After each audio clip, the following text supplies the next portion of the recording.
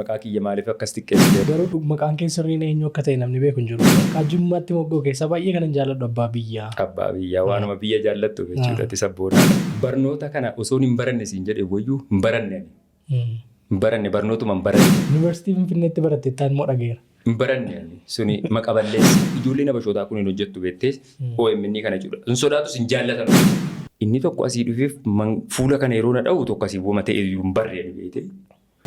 Rukuttaa margite. Rukuttaa jimaan kiyya faanii na faca'uu jalqabde beekte. Maaltu uumame?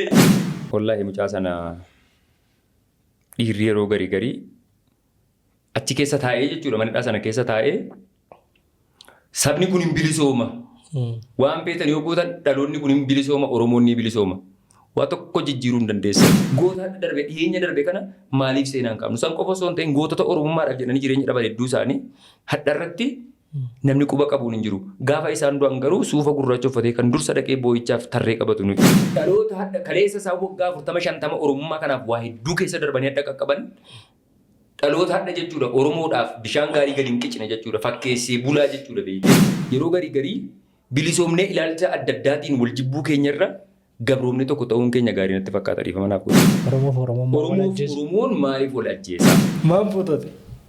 Eenyutu na fuudhi jedhee jennaan isa didi. Keessattuu amma yeroo baay'ee rollaa eebii seenu koomantii jalatti mudhii gadi nagaadhaa fayyadanii gaafa akkasii fayyina gaafatu. Kuni baay'ee zawwee kabaju milma dhiiraatiif illee feerii natti hin fakkaatu obboleewwan kiyya.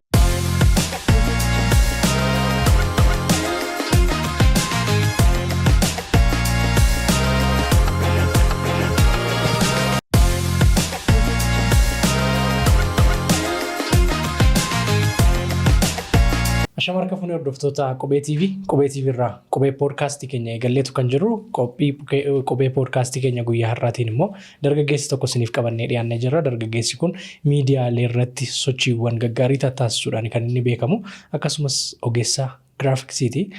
Muhammad Biin Aljazeera as jira. Baga nagaan dhufte. Hayyee baga nagaan nu eegdanii maqaa kiyya maaliif akkas xiqqeessitee waan ta'e xiqqoo keessa kootti komii wayii natti dhaga'ameera beektee maaliif Muhammad Biin Aljazeera xiqqoo beektee. Namni sooshaal miidiyaa irratti kanaan si beeka. Kanaan na beekeeyye. Garuu maqaan kee sirriin eenyu akka ta'e namni beeku hin jiru bar. Muhammad eenyuti? Yaa nageenya dhuunfaa kiyyaatiif maqaa kiyya guutuu himuun xiqqoo gaarii natti hin fakkaatu. Maqaa sadii qabdaayyuu nageenya. Hayyee qubee poodkaastii isinis carraa akkana naaf kennitanii jalqabarratti naaf feeruudhaaf galatoomaa jechaa itti aansuudhaan gara dhimma keenyaatti yeroo deebinu. Ka'umsa galumsa dubbii keenyaa maqumarraa kaanu maqaan kiyya dhugaadha miidiyaa irratti jechuudha. Jalqaba almost 2009 akka bara faranjootaatti jechuudha yeroo feesbuukni kun reefee garuu yeroo banadhu maqaan kiyya isuma bu'uura maatiin kiyyattiin naaf baasee ture. Innis gara Jimmaa kana yeroo deemtee jettu namni tokko jechuudha yeroo umurii bultii jaarrachuu booda gaa'ila erga jaarratee ka'een boodatti dhiirris abbaa abaluu jedhama shamarris ammoo haadha abaluu jedhamti. So kan gara Jimmaa kunis abbaa cabsaa, abbaa bulguu, abbaa goduu, abbaa nagaa, abbaa biyyaa. Amala nama sanii irratti hundaa'e. Maqaa Jimmaatti moggoo keessa baay'ee kanan jaalladhu abbaa biyyaa. Abbaa biyyaa waanuma biyya jaallattu jechuudha itti sabboonaadha. Sababa kanaaf jechuudha kan kiyya maqaan uumamaa jechuudha. Muhammad, abbaa Zinaab, abbaa Giddii, abbaa Dikoo itti fufa kana caalee yoon deemee jedhe ammoo namoonni jechuudha. Jimmaadhaa eessatti naannoo kam? Jimmaadhaa godina Jimmaa aanaa Sokorruu ganda qotee bulaa Qumbi. Shanan Gibee keessaa kam jechuudha? Shanan Gibee keessaa Jimmaadha yoo Jimma jalatti jira waan ta'eedhaaf jechuudha. Jimmaadha. Achumatti baratte moo achitti hin dhalanne warri jedhan jiru? Achitti dhalate warri jedhan jiru? Achumatti dhalattee achumatti guddatte moo akkamii? Haalli guddisa kootii kun ani maltiidha. Maltiin kun hundumayyuu kan wal keessatti hammatu jechuudha. Dhaloonni koo achuma umuriin kiyya xiqqaa erga ta'een boodatti obboleessa kiyya hangafa biratti jechuudha carraa barnoota elementariif gara Finfinnee kana dhufee achi booda ammoo ammallee gara biyya kiyyaatti deebi'ee Sokorruutti achi ammoo gara Finfinnee kanatti dhufee maltiidha wanti siin jedheef sila waluma keessa deddeebi'eeti jechuudha. Umurii kiyya baay'ee garuu Finfinneedhuma kanatti. Gibeef shaggar gidduu deddeemata. Gibeef shaggar duru. Walitti hariiroo isaan qaba walitti fiduuf jennee. Walitti raabsatu.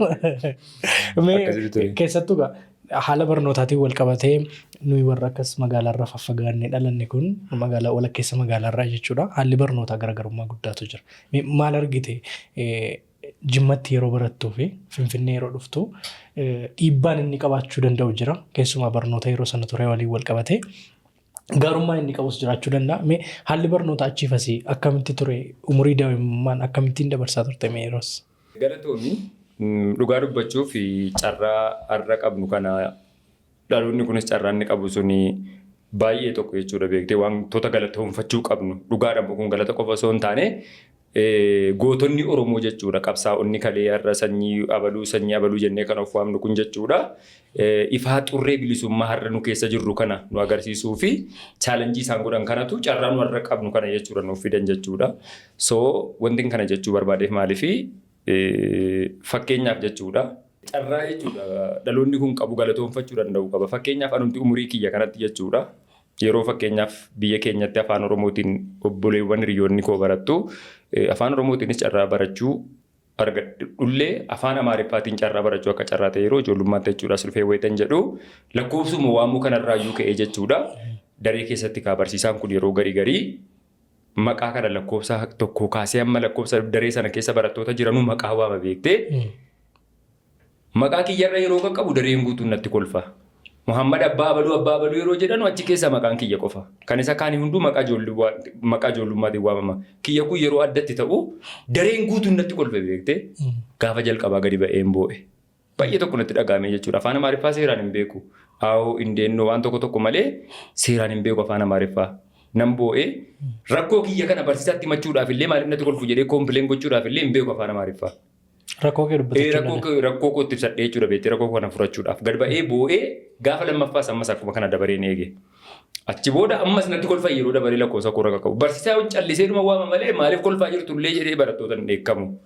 Gaafa jalqabaa sana nan obse gaafa lammaffaa barataa achi keessa jalqaba kolfa eegalee jedhe sana eeggachuu jalqabe. Dabareen maqaa kooti yeroo qaqqabu jechuudha. Yeroo boqonnaa baane jedhu. Gaafa maqaa kee irra gawaati nama kolfuu sana jalqaba irratti xiyyeeffannootti godheen eeggadhe. Isa jalqaba kaasu sana jechuudha sii galee yeroo daree dirree gadi ba'amee jedhamu wayita boqonnaa jechuudha. Suuta gadi bahee inni kubbaa miilaa taphataa dhukadheen mataa kana keessa dhagaa kaa'ee adda kana keessa mucaan falatame beektee addisaa kun. Asii gara manaatti fiigichee galee. Umuriin kee waggaa meeqa ta'a? Almost waggaa 9 waan akkasiitti. Fiigaa galee mana. Obboleessa kiyya hangafa kiyya bira taa'etti kan hin baradhu Finfinnee. Maaltu uumame jedhe.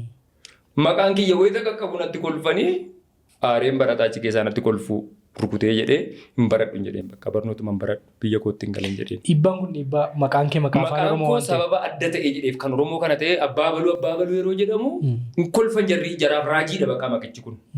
Jarri tarii ammeenyummaaf ta'uu dhiisuu danda'a ijoollummaaf ta'uu dhiisuu danda'a garuu maqaan sun isaan biratti shookdi godhee jira ijoolleen hin koofalti bakka waan akka fanii wayii godhan jechuudha. Ijoollummaatti namni siyaasa Ijoollummaatti jechuudha. Maqaan koo kun yeroo sanarraa kaasee effeekti natti uume jechuudha. Sanbooda maatii kiyya keessa namni maqaa ijoollummaatti maqaa abbaa kiyya ijoollummaa of course namni jimmaa jechuudha maqaa ijoollummaa qabaatu malee maqaan gaafa bultii ijaaree ka'ee boodatti jijjiirama. An kallattiin jechuudha waan sana gara ijoollummaatti jijjiiree obboleewwan koo hunda keessaa amma maqaa ijoollummaatti natu waamama jechuudha maqaa lammaffaadha jechuudha. Isa kan Aljaziiraa jedhamu kana jalqaba gaaffii keetti yeroon siif deebi'ee gara yeroon siif sirreessuuf jedhu Aljaziiraa kan jedhu kun ammoo. Garuu gara sanatti tun dhufin akkamitti furmaata argate moo barnoota adda kottee maafte barnoota nama sana rukuttee manatti galte barnoota itti fuftee moo jimmatti deebitee akkam taate akkam. Obboleessi kiyya isaanitti dhaqee erga waan sana koompileen godhee ka'een boodatti itti yaadame maqaa kiyya kana jechuudha. Barattoonni kun ijoolleedha ammallee umuriin isaanii sadarkaa waa murteessuu hin qaqqabne. Yoo waan kana jettaniin kolfinaa jedhamee jedhe jarri kolfuu dhiisuu hin danda'u ijoolleedha waan ta'eedhaaf jechuudha beektee. Kanaaf wanti godhamu qabu maqaan koo jijjiiramuudha. Maqaan kiyya isa kan abbaarraa gara Useenitti sana kan normalii jechuudha beektee. Muhammad Hussein ta'e. Muhammad Hussein ta'e. Muhammad Hussein Jamaal amma idiin kiyya sanaan jira. Muhammad Husseinitiin jijjiiree. Maqaa sadii qabda jechuudha. Maqaa sadiin qaba. Inni amma ittiin miidiyaa irratti beekamu Diin Aljaziiraa kan jedhu kun jaalladhee filadhee osoo hin taane yeroo keessa ofii kiyyaaf waan hin murteeffadheedha. Aljaziiraa chaanaalii jedhu baay'een jaalladha duraanii. Keessattuu dookimentariiwwan isaan dhiyeessanu qophiilee isaan dhiyeessanu afaan Ingiliffaan akkasumara perfeekti ta'uu baadhullee yeroo sanitti dhatu tola garuu akkaataan qindeessa dhiyeessa isaanii jechuudha. TV akka ammaa kana LCD TVlee filaatii kanaan osoo hin ta'in wiindoodhaan TV si durii boortii sana jechuudha. Isheedhaan jechuudha chaanaalii isaan qophii isaan dabarsanu nan daawwadha nuti sola baay'ee anas miidiyaa kanarratti waan gaggaarii wayii dhiyeessuu waan jedhamu xiqqoo waa wayii amma ijoolleedhaan gaafa guddatte eenyu ta'uu feeta yoo jedhan yookaan dooktara yookaan piroofeesara yookaan injiinara nama ta'uu feetu wayii jira miti hoobii kee jechuudha. So akkasan jechuudha ofii kiyyaaf illee gaafa guddate miidiyaa kanatti waan akkasii jedhe Aljazeeraa kan jedhu kana kan hin kaadhee fi miidiyaa irratti bara 2012-13 Oromoon hangas mara sooshaal miidiyaa fayyadamu hin jiru. Sooshaal miidiyaa keessattuu feesbuuka kana namni fayyadamu just akka ijoollee duriyyee waan akkasii ilaalcha jedhu ture. Qaqqabiinsi intarneetaan jiru muuxannoon akkasii hin jiru biyya keenya keessatti. Suuraa feesbuuka keenya jijjiirachuudhaaf ani yeroo sana Hannaa Maariyaamiin jiraadha. As Finfinneedhuma jechuudha. Achii kaanee intarneetiin baay'ee tokko xiqqaadha achitti. Mana intarneetaa deemteeti malee bilbillumti intarneetatti access gochuudhaaf hangas mara hin jiru beekte eeyyiin beekamu waan ta'eef suuraa waaleetii tokko deemnee kaana birrii 15 guyyaa 3 nu baasu richi. As chokkaa yoo ta'e birrii 25 birrii 20 humni isaa xiqqoon ulfaata waan ta'eef guyyaa 3 eegnee suuricha fudhannaa piroofaayilii kaa'uudhaaf jamoo aandii dhumna piroofaayilii irra godhachuudhaaf warra mana intarneetaa jechuudha. Daqiiqaa 30 birrii 2 shilingii kaffalla intarneetaaf. Intarneetichi E-pilaasii faastiidha jechuudha jirra. Eeyyee suni faastiidha beete. Intarneeta dhuftaa Firefoxiidhaaf yeroo sana Operaadhaatu beekama baay'inaan jechuudha. Warri bilbilaa yuuzii biroozarii hedduun keessan hin beektu obboleewwan keenya warri biyya keessatti bilbila yeroo sana fayyadamaa turtanii yuuzii biroozarii Operaa fa'i malee Feesbuuka default applicationidha yoo seentee jette immediately qarshii 25 yookaan 50tti guuttatte sana fudhateera jechuudha. Qarshiin 100 sun immoo yeroo sanatti hin beektu gatii ishee. So suuraa piroofaayilii godhachuudhaaf jamoo kana dhufnee piroofaayilii irra kaasifanna beektee warri kaa'u sun immoo qarshii 10 fudhata. Suuraa kee piroofaayilii irra kaa'uudhaaf jechuudha. Facebook Intarneetiif 25 kaffaltaa? Intarneetiidhaaf qarshii 2 shilingii kaffalta daqiiqaa 30. Isa qayyaruuf? Suuricha piroofaayilii kaa'achuuf ammoo qarshii 10 kaffalta. Piroofaayilii gochisiisuudha. Qarshii 2 fi saantima shilingii. Saantima 50 jechuudha. Daqiiqaa 30tti sanuu dafee xumurame yoo dide immoo qarshii dabaluu geeti jechuudha. Fakkeenyaaf jechuudha isa qofaa miti. Maallaqa sana kaffalteetu suuraa sana irra keessa keessee innumtiyyuu suuricha uploadii gochuudhaaf yeroo garii intarneetiin gaafa isaan didee jedhe ammallee sa'aatii biraa fudhachiisa waan ta'eef birrii dabalataa kaffalta. Suuraa kee irra siif kaa'uudhaaf imeelii paaswordii si gaafata. Imeelii paaswordiin kee yeroo sana lakkoofsuma bilbila keetiiti. Facebook jechuudha. Hedduun keessan hin beektu wantoota fannama godhan baay'ee jiru jechuudha. Achii kaaneeti miidiyaa kana jechuudha. Maqaa kiyya yoon fakkeenyaaf maqaa normaaliidhaan fayyadamaa maqaa abbaa kiyyaatiin deemaa dhufe xiqqoo yeroo garii ilma abbaa caalu ta'e jedhameeti namni yeroo si eebbisu. Miidiyaan kun baay'inaan uummanni keenya fayyadamuu eegaluu jalqabe. Yeroo sana keessa hojjettoota baankii namoota xiqqoo waa'ee intarneetii kana bebbeekanoo fi carraa intarneetii qaban malee namni hundi hin fayyadamu. Intarneet aksesiin hanga sana waan hin jirre biyya keenya keessa jechuudha. Ijoollee biyya alaa jiran diyaaspooraa wantoota tokko fayyadamu.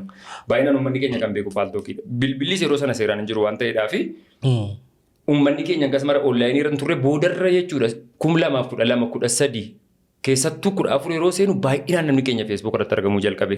San booda xiqqoo itti fayyadamni miidiyaalee akkas mara uummanni keenya seera miidiyaa itti beekee itti baratee waan akkasii ta'e osoo hin taane smaartimoonii carraa argachuu qabaatee jennaan wal arrabsuu wal qeequu wantoonni tokko dhufuu jalqabanii tariitii namni dogoggoraan beekee sillee haa ta'u osoo hin beekin tarii yoodhuma maqaa kiyya meenshin godhee waa deebisu ta'ee jedhe rippiliinaa godhu ta'ee Anwar raawwadhuuf abbaan kiyya maqaa tuqamuun qabu ilaalcha jedhuuni. Yoon abbaa kiyya waan gaariidhaan faarsuu baadhe illee ilma abbaa caalu ta'ee abbaa kiyya illee faarsisuu baadhu waan xixiqqoo akkasiitiin namni jechuudha. Dogoggoraan isa ta'u beekaa maqaa kiyyaaf abbaa kiyyaa walitti qabee kee waa wayii akkan dubbanneef waan jedhuufi maqaa kiyya officially dookimantii irratti kan hin fayyadamu maqaadhuma abbaa kiyya isa kana ijoollummaa salasiin jedhuudha. Muhammad Hussein Jamal. Miidiyaa irratti immoo Muhammad bin Aljazeeraadhaan fayyadama. Nan dheeressa natti fakkaata miti. Lakki baay'ee bareedaadha waan bareedaa kaasaa jirra. Daawwattoonnis eenyummaadha waan ta'eedhaaf dhimmi eenyummaa immoo xiqqoo namaaf ibsuu waan qabduudhaaf akkasitti nu hubattu. Hojii miidiyaa sin hojjettaa gara fuulduraatti itti dhufna.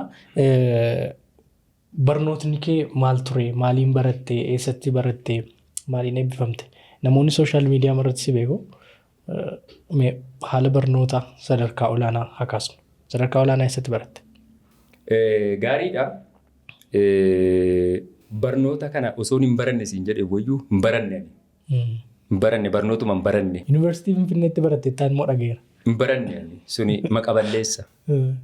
Dhaloota amma jiruu fi barnoota osoo hin taane wallaalumatu gaariidha. Dhiifa manaaf godhi obboleewwan keenya namoonni daawwachaa jirtan jechuudha. Barnoota xiqqeessuudhaaf akka hin taane na hubattu. Addunyaa amma jirru keessatti dhugaa dhalli namaa tokko fakkeenyaaf yeroo ijoollummaa keenya gaafa guddatan eenyu ta'uu barbaadu yeroo jedhan yookaan dooktara yookaan piroofeesara yookaan injiinara wantoota hedduu kaasuu danda'ama. Amma irratti dhaloota kana eenyu ta'uu barbaadda gaafa jedhaniin tiktookara feemasii poopulaarii abaluun ta'uu barbaada itti dhaloonni. Yookaan immoo jechuudha nama miidiyaa irratti yookaan nama afaan godhu intarteen godhu abaluun ta'uu barbaadaa jetti. Dhugatti namoonni kun biyya kanas haa ta'u addunyaadhaaf jijjiirama falamoo farra waan jedhamu yaaduun murteessaa. Yeroon kana jedhu obboleewwan kiyya miidiyaa irratti populaar taatan biddeena keessan cufuuf akka hin taane na hubattu. Garuu barnoonni wanti gaariin dhalootni nama barate hordofaan jirudha ergaa. Hin jiru completely jechuudha. Even fakkeenyaaf nama miidiyaa ta'es hin beekamu bee.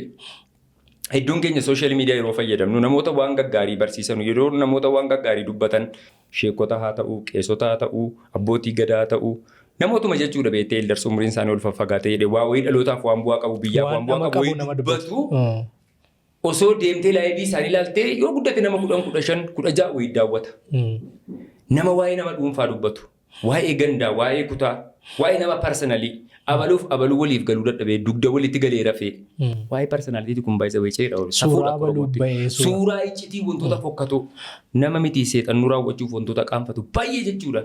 Dhaloonni kun waan akkasii sana jechuudha.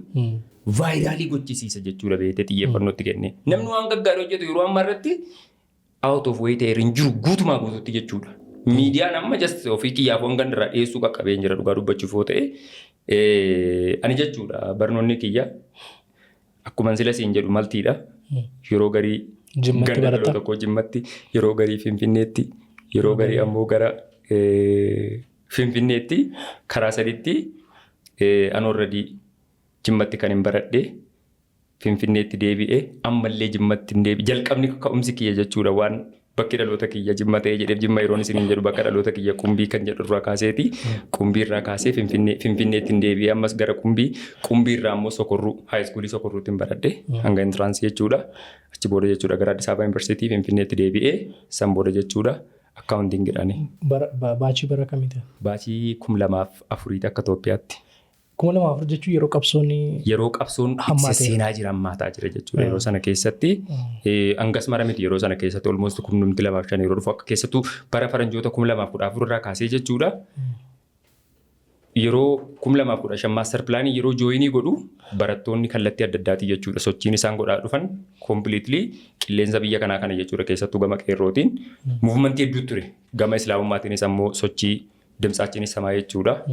Yeroo garii gara markaatootachi yeroo baateetti gara Anwar Masjidii jechuudha dimtsaachiinis samaadhaan karaa lamaan miidhamaa ture keessattuu musliimonni biyya kanaa jechuudha. Tokko gara oromummaatiin qabsoo qeerroon godhu inni kaan ammoo qabsoo ustaazonni hayyootni islaamaa jechuudha. Dimtsaachiinis samaa sagaleen keenya dhagamuudhaan jechuudha. Mana Qiliinxootti hidhamaniin humni keenya waan danda'uun jechuudha. Jireenya dhuunfaa cinatti waan kanas jechuudha akka fala argatuu fi karaa sooshaal miidiyaas karaa lafarraas namni waan qabu namaaf kenne doqnan jedhamudha. Xaaraa turre egaa hedduun keessan obboleewwan keenya. Alam baankiitti maaltu si mudate yeroos? Yeroo sana alam baankii waan yaadachuu hin qabnedha. Wallaahi dhugaa dubbachuuf yoo ta'e jedhee yeroo sana keessa dimtsaachiinis samaadhaaf obboleewwan keenya hedduun jechuudha. Yeroo sana miidiyaan islaamaa wanti tokko hin jiru. Akka ammaa kana miidiyaan islaamaa baay'ate kun yeroo sana keessan turre miidiyaan baay'inaan beekamu BBN fa'ii.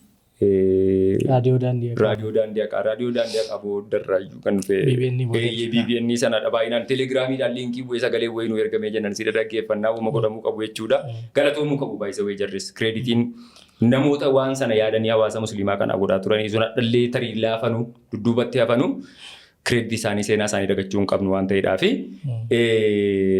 yeroo sana jechuudha akka carraa ta'ee hiriiraaf mormiidhaaf komiidhaaf jechuudha nuti normali salaata juma'aatii deemnee Anwar Masjidii achi deemnee wayita jennu shamarran kun kutaa shamarran seenanuuf kutaan dhiironni seenan of course bakka kamittuu masjidni kan shamaraatiif kan dhiiraa garagara waan ta'eefi kan gara shamaraa sanaatiin bakki guutee jennaan jechuudha kan gara dhiiraan bakka seensaa sana guutee jennaan alarra ba'ee namni salaataa jira beektee gara baay'inaan dudduuba isaa sanarra argitee takka yoo ta'e gara sinimaraasiitiin jalqabee yeroo masjidni guutee jedhu uummanni kun alarra ba'ee salaata kaartoon uummanni tokko tokko afatee jechuudha. Akkuma salaanni xumuramee jedheen Allahu Akbar uummanni komii kana dhiyeeffachuudhaaf jechuudha. Dimtsaachiinis sama ustaazota hayyoota islaamaa hidhaman kanaaf jechuudha akka mootummaan fala godhuu fi komiin jalqabee jedhe jarri qophaa'aniiru. Jalqaba dhukatanii ulee qabatanii duuba manaa dhadhaabatanii rubeete bakkuma namni salaatu kana jechuudha. Akka Allahu Akbariin jalqabameen dhahicha jalqabaniiru poolisoonni jechuudha. Uummata kana dhi'anii dirree keessa jechuudha. Nuti hanga tokko jalaa fiignee bakka jennutti bakkuma fiignee jalaa baqataa jirrutti jechuudha beektee Wanti ammoo si ajaa'ibu uummanni Islaamaa kun beekte diinii kanaan wal qabatee waa darbachuun shororkeessuun maal ta'uun dhorkaadha jedhanii waan himanii jechuudha.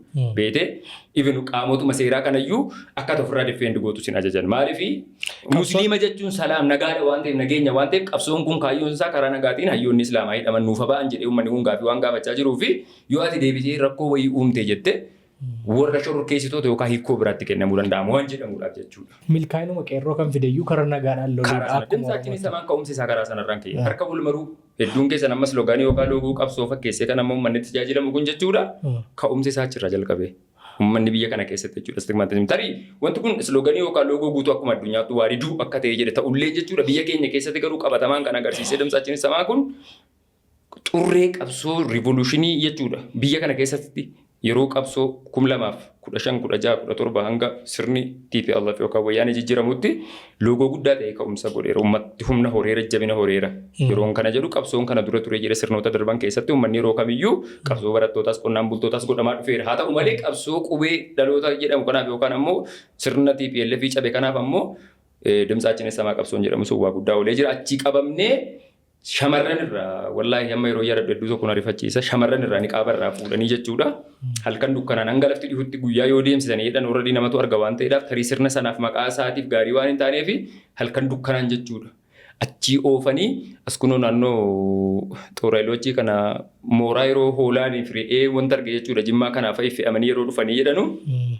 Kan achi keessatti akka magaazinaatti qabamanii sana booda bakka qeeraa qalmaaf dhiyaatan hoteelotaaf dhiyaatan itti raabsamu beeyte horiileen gabbifamanii qalmaaf dhiyaatan hoolaan re'een sangaan kun jechuudha. Iddoo tursiisan loonii. Iddoo tursiisan manni isaan xiraahaa keessatti kan isaan fincaa'an waan arge baay'ee keessa jira beekte isa akkasii keessa shamarran wajjin walitti naqanii uffata irraa baasisanii gariin isaanii wallaahi hanga ifin qaamni isaanii mul'atu jechuudha. Qaamni jechuun sirrii kan hin qabne jechuudha beekte uffata irraa cicciranii baasanii jechuudha. Qullaa akka kanaan mataa qullaa. Shamara jechuudha warra niqaabistoota. Dhiira wajjinii fidan achi keessatti walitti naqan halkaniin. Sittaa mul'atu. Shamara niqaabistii. Ajinabii dargaggoo mana tokko keessatti akka horiitti jechuudha. Meebii namoonni sirna sana keessa darbitanii jettan yeroo waan kana dubbadhu isiniif galuu danda'a. Namni garuu adda dhaggeeffatu kireeshinii wayii fakkaata waan namni kalaqee dubbachaa jiru wayii jechuudha. So waa baay'ee wantoonni tiraajidik ta'an baay'een darbanii jiru. Alhamdulillahi rabbil alamiin akkasitti bullee guyyaa sadiitti wabii dhiyeeffadhaa jennaan jechuudha. Yeroo sanatti wabii 3,000 jechuun guddaadha.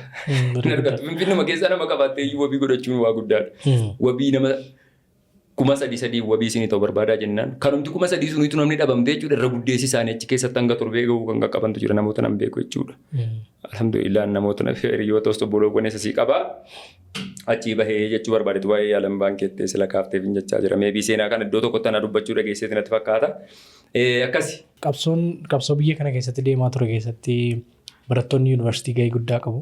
Of course. Yuunivarsiitiin akka Finfinnee walakkeessa biyyaa jiru immoo warra miidhame irraas warra gatii guddaa kaffale irraas biyya kana keessatti bakki jirtullee baay'ee murteessaadha qabsoodhaaf. Iddoo tokkotti sii mijata haalli biyyaas. Barataa yuunivarsiitii mooraadhaa yoo ba'e illee haalli hawaasummaa illee mijataaf ta'a iddoo tokkotti. Finfinnee yoo gadi baate sii mijachuu dhiisuu danda'a. Wanti itti gaafattu waan sabaa ta'uu danda'a, waan amantii ta'uu danda'a. Hawaasni naannoo sana jiraatu immoo sana hordofuu dhiisuu danda'a. Ijoollee yuunivarsiitii Finfinnee bara 1996 irraa jalqabanii namoota 300 yuunivarsiitii irraa ari'aman irraa ka'ee gatii guddaatu kaffalame. Mee akkamitti yuunivarsiitii fitte sana booddee haalli nageenyaa akkam ture? Dura sanatti dabarru. Already biyya kana keessatti irra guddeessa ijoollee keenya akkuma beektu jechuudha. Oromoo yeroo taatee jettu osoo sadarkaan barnoota keetii hangamuu guddaa ta'e jedhee carraan Finfinnee keessatti qacaramte hojjechuu keetii akka jechuudha beektee torba darbattee tokko waraanuu jechuuti. Hedduun isaanii as keessatti osoo dandeettii akkamii qabaatanillee waa wayii qacaramte hojjechuu keessatti. Dhiibbaan sabummaa jira. Dhiibbaan sabummaa baay'eetu jira. Keessattuu yeroo ati Oromoo taatu fuusii godhu beete. Isa xiqqoo jabina qabu wayituma san Oromummaa kee irraa fuudhanii eemmaa keenyaa isaanii beete. Dandeettiin kee isaaniif fayyada yoo ta'e jedhee jechuudha beektee. Adeemsa keetiif ka'umsa keetiif beetee mishinii kee yeroo hubatanii jedhan garuu qaama isaa wajjiniin hojjechuuf ta'u yoo hin taane yoo hangamuu dandeettii qabaatteette gara duubaatti si dhiibu. Finfinnee keessatti carraan qacaramte hojjechuu keetii baay'ee gadi bu'aadha. Ijoollee yeroo sana turanii jedhanillee jechuudha. Irra guddeessi isaanii Oromoo osoo ta'an afaan Amaariffaatiin. saba biraa fakkaatanii aadaa biraa fudhatanii Jireenya mo'achuudhaaf sarvaayiv gochuudhaaf carraa jechuudha naannoo kana keessa jiraachuu osoo hin taane bakka biraa irratti jechuudha beektee aangoo wayii fudhachuudhaaf yookaan humna wayii argachuudhaaf yookaan faayidaa wayii argachuudhaaf xaaruu yoo ta'in alatti as keessatti dandeettiidhaan carraan Oromoon hojjetee yookaan ammoo qacaramee jiraachuu isaa baay'ee xiqqaa ture. Anjas akkuma achi barnoota koo xumuree dalaga seeneen as Finfinnee jechuudha Gumruuka. Qabsoon Oromoo kun baay'ee tokko jechuudha beektee yeroo ho'aa yeroo ibidda ta'e keessa almost umuriin keessa jirus yeroo dargaggumaatii yeroo nama dhaggeeffanne wayii keessa ture beektee. Yeroo hubannaanis dabalaa deemu eenyummaan kee kun baay'ee si tuntunu. An Finfinnee keessa almost waggoota naannoo 22 waan akkasiin ta'a. Ijoollummaarraa. Argeera Finfinnee kana waan isiin uummanni keessattuu Oromoo yeroo taatee jettu arra jechuudha carraa akkanaa argannee bakka wayiitu dhaqnee afaan Oromootiin yeroo dubbannu kabaja wayii argannu kun dhaloonni kun waa hubachuu qaba biliis yeroon kana jedhu mootummaa piroomoot gochaan jiru. Bu'aa ifaajee kootii jedhee waan inni yaaduuf jechuudha. Carraa kana akkan argadhuuf. Ana qofa osoo hin taane gatiitti kabareera waan hin ta'eef kan koo guddaa osoo hin taane hayyoonni Oromoo gootonni Oromoo qeerroon Oromoo lafeef dhiigni isaanii as keessatti dhangala'ee cabe hiriyoota kiyya baay'ee fuuldura kiyyatti rasaasaan mataan isaanii diigamee argeera. Obboleewwan keenya hedduun kan na beektan na beektu akkan fakkeessaan jirre jechuudha. Hiriyoonni kiyya baay'een jechuudha beektee hojjettoonni baankii biiroolee mootummaa bakka adda addaatti jechuudha jiran hedduun isaanii jechuudha. Sadarkaa akkamii keessa darbamee akka argamee jedhee yeroo yaadattu xiqqoos taatu galatoonfachuu danda'uu qabda. Kana keessatti garuu waan tokko wanti xiqqoo natti dhagahamu qeerroon kaleessa Oromoon kun akka bilisoomuuf dhiiga isii lafee isii caccabsaa turte kan du'ee jedhe already Oromoodhaaf jedheeti waa lama tokkoon bilisoomee galmee seenaa keessa taa'eera yookaan bilisoomee uummata waan kaleessa godhe kanaan jiraachuudhaaf fayyadamuudhaaf dhangaa sana argachuudha. Yookaan ammoo jechuudha saba dhufuuf dhaloota dhufuufi eenyummaa isaa kana kabachiisee furmaanni akka argamu gochuudhaaf jedhee qabsaa'ee ture. Hadda garuu qeerroowwan hedduun jechuudha miilli citee ijji buruqee sadarkaa ofii isaaniitiif socho'uu dadhabanii gargaarsa nama biraa eeyyee hedduun jechuudha dhas gola keessa jira qeerroon kaleessa hangam quba qabna isaan. Akkuma sabaatti. Maqaa baalagizummaatiin abbaa biyyummaatiin kan kaleessa yeroo waa'ee qabsoo gaggeeffamu mootummaa Shoolaa Firee ayidallam badingaa yordum jedhee mallas dubbate sana jechuudha. Isa maaksimaayis gochaa fi sagalee isaa jechuudha beektee ikoo gochaa fi qaamonni turan garuu Oromoo dubbachuu miti Oromummaa himachuu mitiiti. Oromoo iyyuu argeen beeku kan jechaa turan kaleessa namootni beeknu hedduun jechuudha dhugaa rabbii. Har'a garuu sabboonaan isaan caalu hin jiru. Har'a garuu kan harka rukutamuuf kan isaan caalu hin jiru. Warra kaleessa Oromoof akkas ta'aa ture warra Oromoof kaleessa mana keessatti gola keessatti deebi'ee jiru namni quba qabuun hin jiru. Yeroo garii wanti si aarsu waan sana. Maaliif xiqqoos taatu yoo itti kabajamuu baatte yoo itti beektee leellifamuu baatte yoo itti sooromuu duroomuu baatte kireeditii wanni jedhamtu wayii murteessaadha. Addunyaa biraa keessatti amma nama miidiyaati. Qaamni wayii ka'ee viidiyoo dhiisii suuraa wayii illee yoo kaase kireeditii wayii keessaaf. Suuraan kun kan abaluuti. Suuraan kun kan abaluu kaase yeroo kana kaase kaameera. Kireeditiin murteessaadha jechuudha sii galee. Sadarkaa lubbuu ofiitu saba tokkoof namni kennee waa godhe immoo kireeditii kennamuuf hin dirqama. Aadaa akkasii hin beeknu. Karaa qabsoo qeerrootiin as baanii qeerroota siin nu ga'e jedhanii bakka kennuuf hin barbaadu. Jechi tokko jira kanaan wal qabate. Jijjiirama tokko keessatti warruma fuuldura jiruutu fayyadama jedha. Hawaasa keessatti jechi kun beekamaadha. Warruma dura jiruutu fayyadama. Kanaaf carraan fuuldura dhaabbachuu yookaan immoo carraan gama kamiin gama mootummaan isa ta'u fakkeenyaaf warri yeroos mootummaa keessa turan har'a bakka guddaa jiru. Itti amantaati bakka jijjiiramni gaafa dhufu warruma fuuldura qabutu fayyadamuu qabattee yaadda keessuma jijjiirama kana keessa qeerroon hagas mara fayyadamaa miti jedhames miidiyaa irratti hin dubbatama waan ta'eef. Waan tokko wanti jechuu barbaadu warra sirna kana jijjiiruudhaaf hedduu fuuldura turee warra bosona keessas ta'ee haa ta'uu kama gara miidiyaatiin jechuudha warra tures haa ta'uu qaamotni immoo even mootummaadhuma keessa ta'anii OPDO duraanii sii galee. Achiin ODP achiin ammoo jechuudha beektee Prosperity Party Oromoo ta'ee warra jiru keessaas jechuudha. Kan akka qabsoo Oromoo kana akka fuulduratti dhufuu fi wantichi tiimii waan godhamedha. Qaama tokko qofaaf kireeditii sana waan kennitu miti. Irra guddeessa roolii guddaa kan taphate qeerroo ta'ullee jechuudha sii galee. Fuulduraan kan qabsaa'e qeerroo. Fuulduraan kan qabsaa'e jechuudha. Hundumti isaaniitu waan tokko beekuu qabu. bakka mana warra gowwaatti maaltu sagal deebi'e isa jedhanu sana jechuudha. Qeerroon akka kaleessaatti ka'ii ba'ii karaa cufi. Suuqii cufi. Sana godhi kana godhi jedhamee arras osoo jajjee akka kaleessaan godhu wanta manuu qabdu jalqaba irratti. Because gowwaa miti. Rakkoon Oromoo isa gammachiiseetii miti yookaan gad ba'ee falmatee diina ofirraa cabsuudhaaf dabeessa ta'ee sodaataa ta'eetii miti. Garuu jibbees miti. Kaleessarraa waa wa'ii barata dhaloonni. Yeroo jechuudha Oromoon bilisoomeera jedhamee even yeroodhuma nagaayatu osoo amma xiqqoo qabsoon Oromoo kun akkas tiim lammaa jedhamee yeroo lafti o'ee girrigirriin ka'u sana keessa jechuudha. Namni maqaa qeerroo dhimma irraa qabaatu hin jiru. Lafuma duwwaa qeerroo jechuu malee qeerroo kaleessa irratti bishooftuudhaaf Finfinnee keessatti jechuudha beektee gaafa hiriira guddichaa Finfinnee keessatti dhaloonni akka sanatti akka beektee biqila aramaatti jechuudha tumamu reebamu beektee calleeffamu keessa jechuudha beektee Finfinnee keessatti suuraan aayikoonikii ta'ee jechuudha beektee miidiyaaleen addunyaa Aljazeeraa BBC'n fa'i raabsaa turan hin beektu hedduun keessan kan shamarree fayyitumaa jechuudha sii galee. So aarsaan gasii kafala dhaloota turee fi Finfinneen Oromiyaatti lafa jedhamtu keessatti siidaan qabatamaan dhalootaaf taa'u tokko. Haawuzeen itti barti Giriin barqabsoo biyya sana keessatti yeroo sirna Mangistuu Hayilamaariyaam cabsuuf goote keessatti jechuudha bar. Yaadannoo goototaa jettee warra qaama miidhamaadhaaf still now. Haleellaa xiyyaara. Xiyyaaronni wantoota hedduu dhaloota sanaaf gootota sana yaadannoo isaaniiti jedhanii warra achitti miidhame wal kaasee bakka gaggaarii fuudhanii kakkaa'anii jechuudha. Sadarkaa adda addaarra kaa'anii jiraachisu. Qeerroo yeroo sana madoofte meeqa nuti erguma Oromoon bilisoomte jedhamee tiktookii irra turne maallaqa coraa fi waan isin akkamamtu godhaafii turre. Kijibaa obboleewwan hedduun keessan ni beektu. Wallaahi. Wanti yaadannoo wayii dhaabbachuu. Yaadannoo waa wayii jechuudha. Qaama akkamatti sila jettu fuuldura warra jiru qofaaf harka rukutuu malee isuma baala gizee jedhamu dhugaadha maqichi yeroo hin jedhu dhiifama naaf godhaate obboleewwan keenya. Warri kaleessa waa'ee Oromoo dubbachuun isaan qaanfachiisu yeroo qeerroon qabsoof jechuudha kun calleessitee baajaatti malee bu'aan qabdu jedhu hadhanni baala gizee ta'ee Oromummaa himataa jechuudha. Warra kaleessa jechuudha beektee Oromoodhaaf jettee harka citte miila citte kiraanchiidhaan karaa daarii deemtutti riivoodhaa fi konkolaataa biyyeettiidhaan dhokkeetti facaasaa bira darbaa jira. Kun riyaaliitiidha. Yeroon kana jedhu Oromummaaf argataa miti argatu. Garuu yoo xiqqaatee kabaja walii kennuu danda'uu qabna. Dirqama hunduu konkolaataa qabaachuu qaba. Dirqama hunduu makiinaa qabaachuu qaba. Konkolaataa qabaachuu qaba. Dirqama hunduu jireenya leetastii leegjarii ta'e jiraachuu qaba jechaa hin jirru. Feerii ta'uu qabna garuu. Haa xiqqaattu. Dhalootni sun akka boru jechuudha waan Oromoodhaaf ilaalatu tokko irratti fuuldura bahee dhaabbatuuf jechuudha.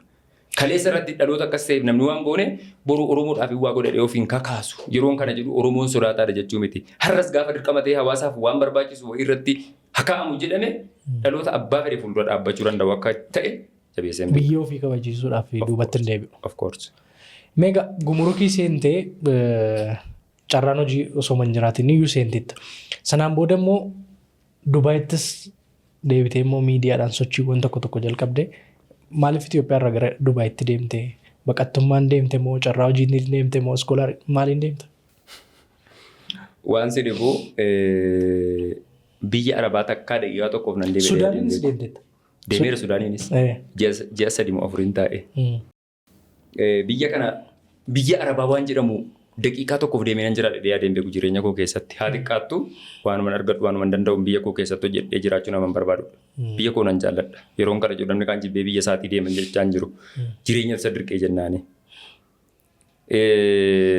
Akka carraa ta'e OMN'n miidiyaan Oromiyaa kun jechuudha. Oromiyaa miidiyaa neetworkiin yeroo sanarratti Oromoodhaaf baay'ee tokko miidiyaa guddaa ture. Ani immoo haa xiqqaattu waan miidiyaa wal qabattu kana ijoollummaa kiyyarraa kaasee elementarii mini miidiyaa irraa kaasee yeroon ol dhufu iskuuliittis sadarkaa barnoota olaanaatti mini miidiyaa kana baay'een jaalladha waan miidiyaa wal qabatu hanga tokko teeknikalii nan yaala. Reediyoo xigganaas waan akkasiis yaaleera yeroo ijoollummaa waan miidiyaa wal qabatu kana nan jaalladha. Oromiyaa miidiyaa neetworkiin kun yeroo sana yeroo dhufu keessatti miidiyaan saatalaayitii Itoophiyaan kun yeroo sanatti saatalaayitii Itiyoosaati amma itti banatte kanan qabdu. Yeroo sanarratti Hootbardii Naayilsaatii beektawa miidiyaa Arabsaatii fa'i chaanaalii isaanii isaan irraa bitaniiti. Firaans irraa jechuudha. Kan isaan beekee tamsaasanu isumayyuu jechuudha OMN'n Oromiyaa miidiyaa neetworkii akka Itoophiyaa keessatti hojjennee fi qilleensa irraa buusu. Sana booda jechuudha beektee maaliif miidiyaa Oromoo waa'ee Oromoo dubbatu kana buusu wanti jedhamu sammuu keessatti na uumame ijoolleen Habashootaa kun hin hojjettu beektee OMN kana jechuudha. Hin sodaatus hin jaallatanus. Isaatii fayyadamanii sirreessu beektee naannoo Finfinnee kanarra Oromoon jiru irra guddeessisaa hin barbaada miidiyicha dhaggeeffachuu garuu OMN yoo jedhame mootummaan kan shorru keessaa ta'ee waan barbaadu waan hiisisuu fi hin sodaata beektee xiqqoo nama amanutti malee diishiidhuma sana yoo akka sirreessisu hin barbaachisu. Hin barbaadu. Miidiyaa kanan barbaada deemachuus. Eenyummaa isaatiif waan sodaatuu fi na hiisisuudha yookaan mootummaan waa'ee rakkoon irraan gaawwan jedhamu hin sodaata. Maaliin godhe ofii kiyyaa fi akka laameeraa tokko kunoo kan sibiilaa tokko kan gurraa citti seentimeetira 30 dheereffamtee jechuudha. LNB'n beektamiti kan mataa diishii irra teessu. Ofii kiyyaaf jechuudha beektee isiin deemamtee boondaa sibiilaa sana sirraa muramti seentimeetira 30 dabala LNB isa siingilii diishii irra jiru sana dabalata irratti jechuudha stiikii boondaa tokkoon akkas dheereffamee irra keessatti ammas seenamee LNB dabalataatiin jechuudha daayireeshiniin kan OMN sun akka wal faana dhufu. Already irraa buusee jira mootummaan saatalaayitii irraa. Hoot bardiidhaaf bardisaatii kan jedhamu irraa immoo qophaa OMN sana jechuudha beektee irra keessatti deemnee hojjennaaf qorqorroo irratti jechuudha.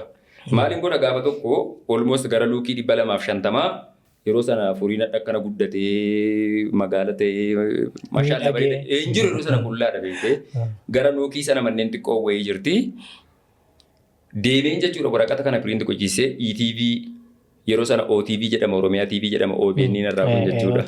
OTV jedhama ETV dha EBS Saataavaas jedhamee jaras hunduma isaatu isiniif hin sirreessa kan jedhu OMNs maaliif akka namni naqee hin jenneef jedhee jechuudha. Isaatis OMNs nan sirreessa jedhee irra keessatti barreeffama barreessee mukatti jechuudha beektee kollaa deemee bitadhee irra keessatti dudduuba isaatti akka itti diban barsiisee walaayita tokkotti qarshii 50 isiniif kenna. Deemaati poolii elektirikii jiru kana hundarratti walattee darbee jechuudha amma kaarraatti deema maxxansaan jedhe nama waraqatichi dhumutti.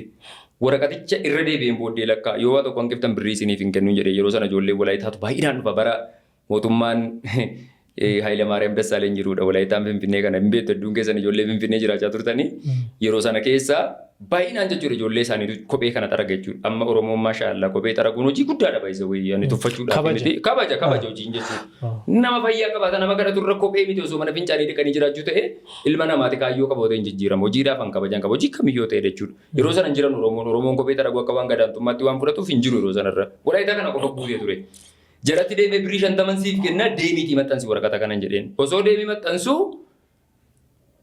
OMN isa jedhu kanarra keessatti arge yeroo sana lama wal qabatanii deemu poolisoonni ulee qabatanii. Keessu na maxxaa'u jedhee gaafateen. Inya mana mannaa oke aanduu saxxan jette jarri jechuun tokkotu nutti kennee maxxansi nuun jedhe bareedu waan ta'e hin beeknu hin jette. Achii dhufanii bakka inni jiru nu geesse yookaan sin ajjeesetteen poolisiin. Ijoolleen bakka nan taa'aa jiru yeroo sana egaa jimaan qamaana nu warra jimmaatti dhiifama. Jimaadha yoo hin jedhe miidiyaa irratti dubbachuun seera qabeessaa miti yoo jette. Jimaa kiyya kana jimaa guraagee tokkotu jira naannoo sanarra akka ammaa kana jimaan gosa garaagaraa Finfinnee kanan seenu. Jimaa guraagee sanan taa'ee qamaa jiran barandaatti qilleensi nagaadha jedhee. Jarri bakka isaa qofa nu agarsiisaas dhaabadhaa jedhan yoo jara wajjin hin dhufe yookaan fiiguu hin danda'u yookaan waa tokko miti. Kunnoo isa sana jedhanii natti akeekaniiru. Inni tokko asii dhufeef fuula kana yeroo na dha'u tokko asii booma ta'e hin barreenu beekte. Rukuttaa margite. Rukuttaa jimaan kiyya afaanii na faca'uu jalqabde beekte. Maaltu uumame? Achi booda waa tokko hin dubbanne tola bal. Mattaawaqee anaafta. Mindinno የተፈጠረው? Mindinno waraqata caccabsanii sila kiisii kaa'anii rubuca harka kan fuudhan. Mindinno አሸባሪ ሚዲያን አንተን ከአሸባሪዎች ጋር ተባብረህ ምን ኧረ እኔ ምንም የማውቀው ነገር የለም እኔ ሚዲያ ኖርማሊ ይሄንን እጄ እየሰራሁኝ ነው ህይወቴን ሰርቫይቭ የማደርገው ምናምን akkuma nama kana hojjetee jiraatu fakkeessuudha. Asiin qabanii sabbata kana jirti manni fincaanii manni intini tokko manni hidhaa tokko jechuudha beektee sabbatan jedha as kunoo keenteerii mawcaa bira jechuudha beektee achi fuudhanii nageessan yeroo nageessanuu egaa manni gaarii hin qabu hedduu mana hidhaa ulfaataa garuu san argan jireenya keessatti yeroo sanatti jechuudha. Fincaan kana haayilaandii kana mataa muranii beekaa akka jaa'u jechuudha. Yeroo itti seenuu wanti ta'e mataan najiskuu ka'e beetee nammachaadhe dhugaa rabbii an akkas ulfaata natti hin fakkaatu. Qaamni marakkan teessi jirta. Mirqaanaa irratti wanni akkasii yeroo si mudatu hedduu ulfaata. Achi keessa guyyaa lama waan akkasii bulee sana booda already obboleessi kiyya dhufee wabii ta'e na baasee. Achi booda jechuudha waa'ee Oromummaa kun itti natti mi'aa dhufe beetee waa wayii dabareeduma gadhaamu cunqursaan sun jechuudha beetee. Even carraadhuma rakkoo kana ibsachuu illee naan finne yeroon achii bahee jedhu already jarri rikardii qabanii qaama biraa wajjin ergama qaba shororkeessaadha jedhanii jechuudha. Bakka hojii kiyya eessa akkan hojjedhu eessa akkan galu waa hunda jechuudha diteelii fudhatanii hordoffii jala deemaniiru. Miidiyaa irratti maxxansa waan OMN kana namoota naannoo Finfinnee jiraatan OMN isinii sirreessina.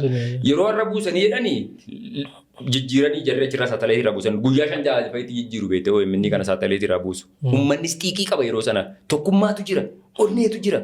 Guyyaan kaffalee Guyyaan kaffalee dhalootni kunis yeroo sana keessatti wanti hedduun yaaddeessu bilisummaa Oromoo naa xiqqaattu ammarratti qabdu kana jechuudha. Xiqqeessuudhaaf osoo hin taane yeroo garii bilisoomnee ilaalcha adda addaatiin wal jibbuu keenyarra gabroomni tokko ta'uun keenya gaarii natti fakkaata dhiifamanaaf godhe. Jaalalli uummanni qabu tokkummaa dhaloonni kun qabu haa xiqqaattu jechuudha beekte. Ibn innumti mooraa mootummaa keessa jiru illee inni sabboonummaa qabu yoo si gargaaruu baate sitti hin dubbatu. Si galee amma garuu nama sadii taanee kaan ilaalcha garaagaraa qabna. Inni tokko ati bitamtuudha siin jedha, inni tokko mana fudhatte siin jedha, inni tokko lafa fudhatte siin jedha, inni tokko kana goote siin jedha.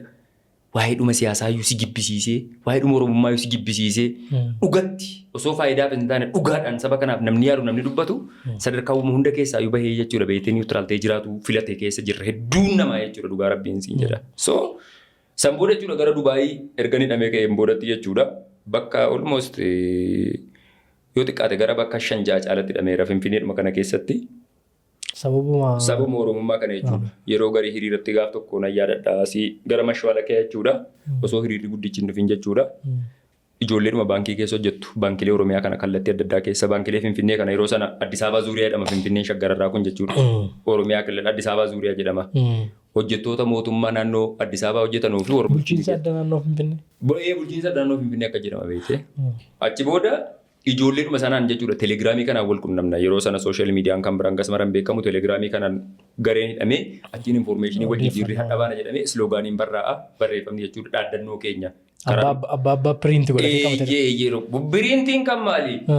Waraqaa dheeraan tokko bitamee jechuudha beektee. Waraqaa A5 guddaan sun A5 xiqqaadha guddaa sana jechuudha waan baay'ee 80 seentimeetiriin bitamee irra keessatti harkariidhaan barreeffama sloogaaniin jechuudha. Piriinti gochuudha bajata gaafata mana piriintii gaarii. Mana piriintii gaarii Oromoon hin qabu eenyu piriintii sii godha. Isa gochuudhaaf siyaasa ka poolitikaadha namni sii godhu hin jiru sodaatu nu ibsisedhanii jechuudha. Barreeffamaan barreeffamee afaan Amaariffaatiin jechuudha sii galee afaan Oromootiin yoo barreeffamee Finfinnee keessatti sii dubbisa akka irraa kanaa miti yeroo sana sii galee afaan Ingiliffaatiin Amaariffaan barreeffamee isa qabannee ba'aa jirra. Almost naannoo Mashaaloo keessa deemee bira osoo qaqqabni yeroo qaqqabnu isa akka baheen beeknu paatrooliin kun wallaahi. Kanuma akka beeytee xaafiiti jechuudha nuna qofa argine. Achi booda boytuma sana paatroolii irra nu haranii lidataa nageessan. Lidataa deemee guyyaa 5. Maaliif hidhamte? Maaliif dhufte? Eenyu si fide? Namni akka namni jedhu. Qorannoo tokko malee jechuudha beeytee mana hidhaasa kan sila siin jedhu kan lamganaa sana siin jedhu isaa achi kan baase keessa fuudhanii nu galchanii achi guyyaa 6 erga hidhamnee booda ammas wabiidhaan jechuudha nu baasan. Obboleewwan kiyya hedduun akkan dhimma siyaasaa kana keessa galuun barbaadan irraa dhaabbadhu jireenya kee jiraadhu waan akkasinaaf jedhu dhugaadha maatiin nageenya keetii jedheeti malee waa'ee Oromummaa keetii namni miidhamus baay'eedha waan ta'eef. Yeroo sana keessattis uummanni keenya sirni kun sirna beektee qabsoodhaan furmaata argatu eeyyee yaadu hundi namaa jechuudha sii galee maaliif TPLF qaama hidhateedha. Qaama hidhateedha dabalata irratti ijaarsa irratti seekiyuritii irratti wantoota hedduu irratti sirna baay'ee tokko siiriyeesii ta'edha sii galee. Waan kanaaf jireenyuma kee jiraadhu jechuudha. Timmoo dabaree barte keessatti umuriin kee waggaa 18 darbee jennaan maatiin yaaduma siif kenna malee sirra waa wayirra si dhorkuu hin danda'u osoo du'allee ta'e filannoo keeti waan ta'e jechuudha. Achi booda erga hidhamee ga'een boodatti dhimma qabsoo kanaaf jechuudha. Biyya kana keessatti fuulduratti oofuu hin dandeenye. As keessa yoo hin jiraadhe jedhe akkan du'u beeka. Because qabsoorra jira dhaloonni. Anis haa xiqqaattu dabaree yookaan ammoo hawaasni dhaloonni kun waan keessa jiru keessatti hirmaachuun koo afaan jiru. Yoo xiqqaate biyya kana keessaa yoon ba'ee jedhee ati yeroo garii waa wayii filannoo oopshina fudhatta. Du'uun kee hawaasa fayyada yoo ta'e of ajjeesuudhaaf qophii taata yeroo kamiyyuu. Yeroon kana jedhu ani goota of godhee ka'ee warra ammoo Oromoodhaaf du'an sana jechuudha akka wallaalatti fudhachuuf akka hin taane naa hubatu uummanni. Yeroo garii eenyuyyuu jireenya namni jibbu hin jiru. Eenyuyyuu jechuudha beektee du'uun dirqama gaafa ta'uudha kan inni du'uudhaaf of kakaasu jechuudha sii galee. Ani ammoo jechuudha yoo xiqqaate miidiyaa kanarratti yeroo baay'ee dandeettii qofa osoo hin taane fedhii waan jedhamu miidiyaa kanarratti jechuudha sii galee. Sagalee uummata kanaaf yeroo sana keessatti dhugaa dubbachuuf yoo ta'e Oromoonni miidiyaa irratti sochii godhan hedduun hin jiran akka irraa kanaa miti. Miidiyaa kan hubachaa dhufe muraasa dhalootichi yeroo sana information miidiyaa irra jiru fudhachuu malee yeroo sana hangas mara toora miidiyaatiin informationii waliif dabarsuun hin turre. Inni immoo xiqqaatu xaaraan ture. Achi booda jechuudha abokaatoon kiyya biyya kana keessa yoo teesse jettee yakki ittiin kompleensi godhanii jedhan yoo xiqqaate waggaa 9 siisuu danda'a. Shororkeessaadha. Mootummaa qaama biyya alaa mootummaa diiguudhaaf hojjetaa jiru wajjiniin ergama yookaan mishina fudhattee jeeqaa jirta siin jedha. Chisiisee waggaa 9 siisisa waan ta'eef biyya kana keessa osoo xiqqoo of fageessite gaariidha waan akkasii jedhe. Okkee jedhanii osuman taa'u gaaf tokko anaaf mucaa tokko ijoollee Shaashamanneeti Ahmad jedhama. Mucaan sun manadhaa keessatti du'ee rabbii kan jannataa isaa godhu. Mucaa baay'ee sabboonummaa qabudha wallaahi. As naannoo Hannaa Maareemii baankii keessa hojjeta baankii keessa jechuudha.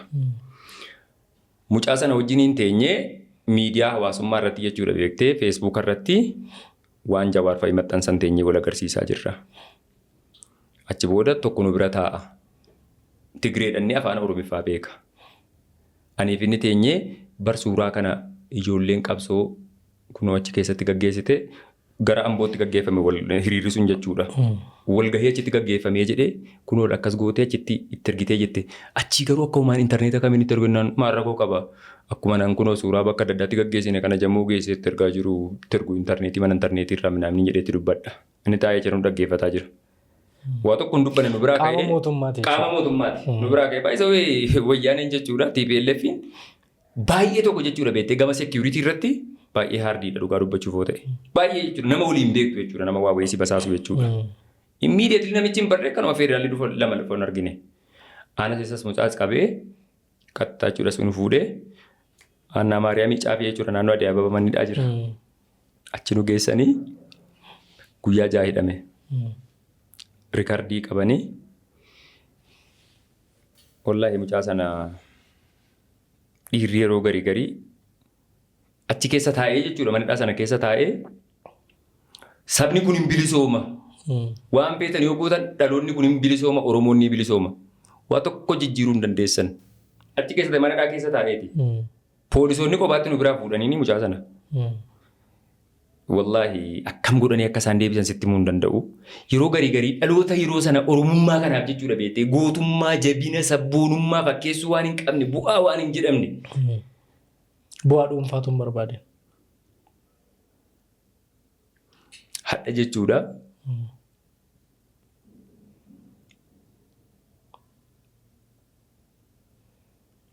Sorry maaliif Oromummaan namoota hedduutu Oromummaadhaaf jecha rakkoo hedduu keessa seenan. Du'uu qofa miti baay'ee duutee baduun just natureidha uumama. Ilmi namaa tokko ni dhalata ni guddata. Ni du'a kuni uumama. Si galee garuu du'uun seera uumaati. Akkaataa du'aati kan garuu hadha irratti Oromummaan just like biizinasa godhatee kan ittiin jireenya isaa survive godhu, kan ittiin jireenya isaa leegjarii godhu, kan ittiin Oromummaa jechuun way of income jechuudha. Madda galii godhatee kan ittiin jiraatu yeroo argitu maalani gowwaa ta'eetii, duudaa maraatuu ta'eetii, maaliif waa'ee Oromummaatiif du'uu miti qoreenna waraana sadarkaa jettu kan siyaachisu baay'eetu jira. Wallaahi. Warra duraan Oromummaadhaaf jedhee jechuudha. Waa'ee waan isa barbaachise yeroo sanatti waan fedhe ta'uudhaaf reediyoo godhee warra deemaa ture jechuudha yeroo seenaa isaa dhageessu. Dhaloota irra bara qabsaa'ota Oromoo jechuudha warra namoota gurguddoo amma maqaa kaasee fixuu hin dandeenye ifna irratti illee jechuudha. Adda bilisummaa Oromoo keessatti bu'aa ba'ii jireenya hedduu keessa galanii jechuudha sii galee. Hadda jechuudha waa hundarraayyuu bilisoof godhanii dhuunfaadhumaanuu jiraachuudhaaf dhaloota boqonnaa dhorku jechuudha beektee. Waan isaan bar nama tokko ati hadda waan fedhe ta'uu danda'a. Kireeditii kaleessaa isaa garuu haaluu hin dandeessu. Yeroo eenyummaa isaa namni hin barre keessatti saba kanaaf namoota waa wayii gochaa ture. Karaan adda jiru sirrii dogoggora ta'uu danda'a waa ta'e bara. Karaan adda jiruun chaalenjii isa gochuu dandeessa. Kireeditii kaleessaa garuu harkaa balleessuu hin qabdu kuni. Sigalee dhaloota hadda kaleessa isaa waggaa 40-50 Oromummaa kanaaf waa hedduu keessa darbanii adda qaqqaban. Dhaloota hadda jechuudha Oromoodhaaf bishaan gaarii gadi hin qicine jechuudha fakkeessee bulaa jechuudha beektee. Miidiyuma irratti carraa wayiitiin jechuudha. Beekamtii kan argatu. Baaltazaar jennaan dhiifama naaf godhi shamara hangana wajjiniin ciise jedhamee jechuudha tokko nama eessatu miidiyaan faarsaa ture beeku. Ministeera galiiwwanii. Wizina waan dayi addunyaan miliyoonotaan nama sana beekte. Miidiyaa hunduu gabaasa. Guyyaa tokkitti jechuudha sii galee waan fokkataadhaan. Dhaloota jechuudha sababa wayiitiin ka'ee beekamee jedhee namoota ammoo dhugaadhaan jechuudha chaalenjii jireenyaa hunda arganii keessa darban wajjin wal qixxeessee isaan gadi buusee isa kana faarsa jechuudha. Kun hedduu namatti dhagahama hanga danda'ameen please kireeditii walii kennuu habarruun jedha Oromoon. Namoota hedduutu jiru duuba Oromummaa kana akka dhaqaqamu jechuudha. Rakkoon hadha jira borus jira itti jiraachuu danda'a because hanga ilmi namaa jirutti addunyaa ilma namaatii miti rabbiinuu wantoota hunda waliin qixxeessine. Waa hundayyuu faraqaa godhe waan ta'eef jireenyi ilma namaa kunis yeroo mootummaas ta'ee bulchaas ta'ee hayyoota siyaasaas ta'ee ilma namaati ilaalcha garaagaraa qabaachuu danda'u jijjiiramuu danda'u. Garuu kireeditii waan jedhamu kennuu waliif haa barru. Gatiin kaleessa eenyummaaf kaffalee. Hadha damma ta'ee boru summii ta'uu hin danda'a. Summii ta'ee kaleessa boru nama miidhuu kootii fi damma ta'ee kaleessa irratti dawaan namaaf ta'e sana dagachuu hin qabdu. Ilaalcha jedhuun qaban personally hanga danda'amuun kireeditii walii kennuu habarru jechuu barbaadeeti. Dhaloota kaleessa Oromummaa kanaaf jedhanii hedduu miidhaman yoollee jechuudha beektee qofaa isaaniitti waa wayii godhamuufii baatee jedhe seenaan dhaloota sana yaadatu wayii. Fakkeenyi dhaloota dhufu jechuudha gootummaa isaanii akka faarfatuuf. Dhaloota baradhaati sanyii abaluuti jettee of waamtu kana bari isaan yeroo sanatti waan danda'an godhaniiru. Dhalootni hadhaa kun immoo kan isaan caalatti waa guddaa goggodhe hedduu kireeditii isaanii lafan keenyu. Sanyii Abbishee Garbaa, sanyii Hussein Bunee, sanyii Jaarraa Abbaa Gadaa, sanyii Abbaa Jifaar, sanyii Elemoo namoota gootota Oromoo kumaaf bitee lafarra jiru. Goota hedduu kana beetee kan kakaasaa jirtu dhaloonni kaleessaa jechuudha yeroodhuma keenya kana keessattuu kan waa godhan baay'ee jira. Isaaniif maal kaa'aa jirra? Kireeditii wayii kaa'aa jirra. Dhaloonni dhufuu akkamitti faarsa? Ammallee namootuma jaarraa abbootii keenyaa keessa waa wayii godhan isaanuma faarsaa teenya. Goota hadha jiru kana goota hadha darbe dhiyeenya darbe kana maaliif seenaa hin qabnu? Isaan qofa osoo hin ta'in gootota Oromummaadhaaf jedhanii jireenya dhaban hedduu isaanii hadha irratti namni quba qabuun hin jiru. Gaafa isaan du'an garuu suufa gurraacha uffatee kan dursa dhaqee boo'ichaaf tarree qabatu nuyi. Fakkeessituu taane jechuudha. Gaafa isaan jireenya luus gochuu jedhan waa hundaan itti fiinna. Zamaash qabat piroojeektii dhaloonni hadhaa kun dhiifama naaf godhiiti. Akkas ta'uu hin qabnu. Yoo xiqqaate yeroo namni sun jechuudha yoo xiqqaate firee wayii argachuu qabu Oromoodhaaf bagan kana ta'e jedhee hanga inni gammaduu danda'u wayii keessatti waa guddaa miti. Nu hawaasa bal'aadha. Dachiidha Oromoon bal'aadha Oromoon. Si galee marga Oromoon lakkaa'amee waan dhumu miti. Qarshii tokkoon jechuudha osoo waa wayii wajjiniin gochuu wayii qabaannee jennee nu keessaa goonni Oromoo jabaan Oromoodhaaf waa wayii godhee rakkataa ta'e hin jiraatu. Wallaahi si galee so osoo isaan hin rakkatin osoo isaan biyyi lafarraan godaanii waa gochuu haa barru. Akkuma Haceen beetee fakkeenya guddaa nuuf laateera. Yeroo inni jiru keessatti dhugatti Hacaaluu osoo akka jaallannu kana pirooteekti isa goone duuti jireenyi already sila dubbanneerra hojii uumaati.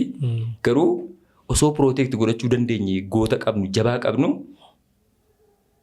sadarkaarra hundi keenya teenyee boonyu kanatti sila Haceen namnu. Hacaaluun osoo hin du'in yeroo 2-3 yaaliin irratti gaggeeffamaa ture. Yaaliin interviyuu inni godhin boodatti sila Hacaaluun nama jechuudha qofaasa socho'uu miti.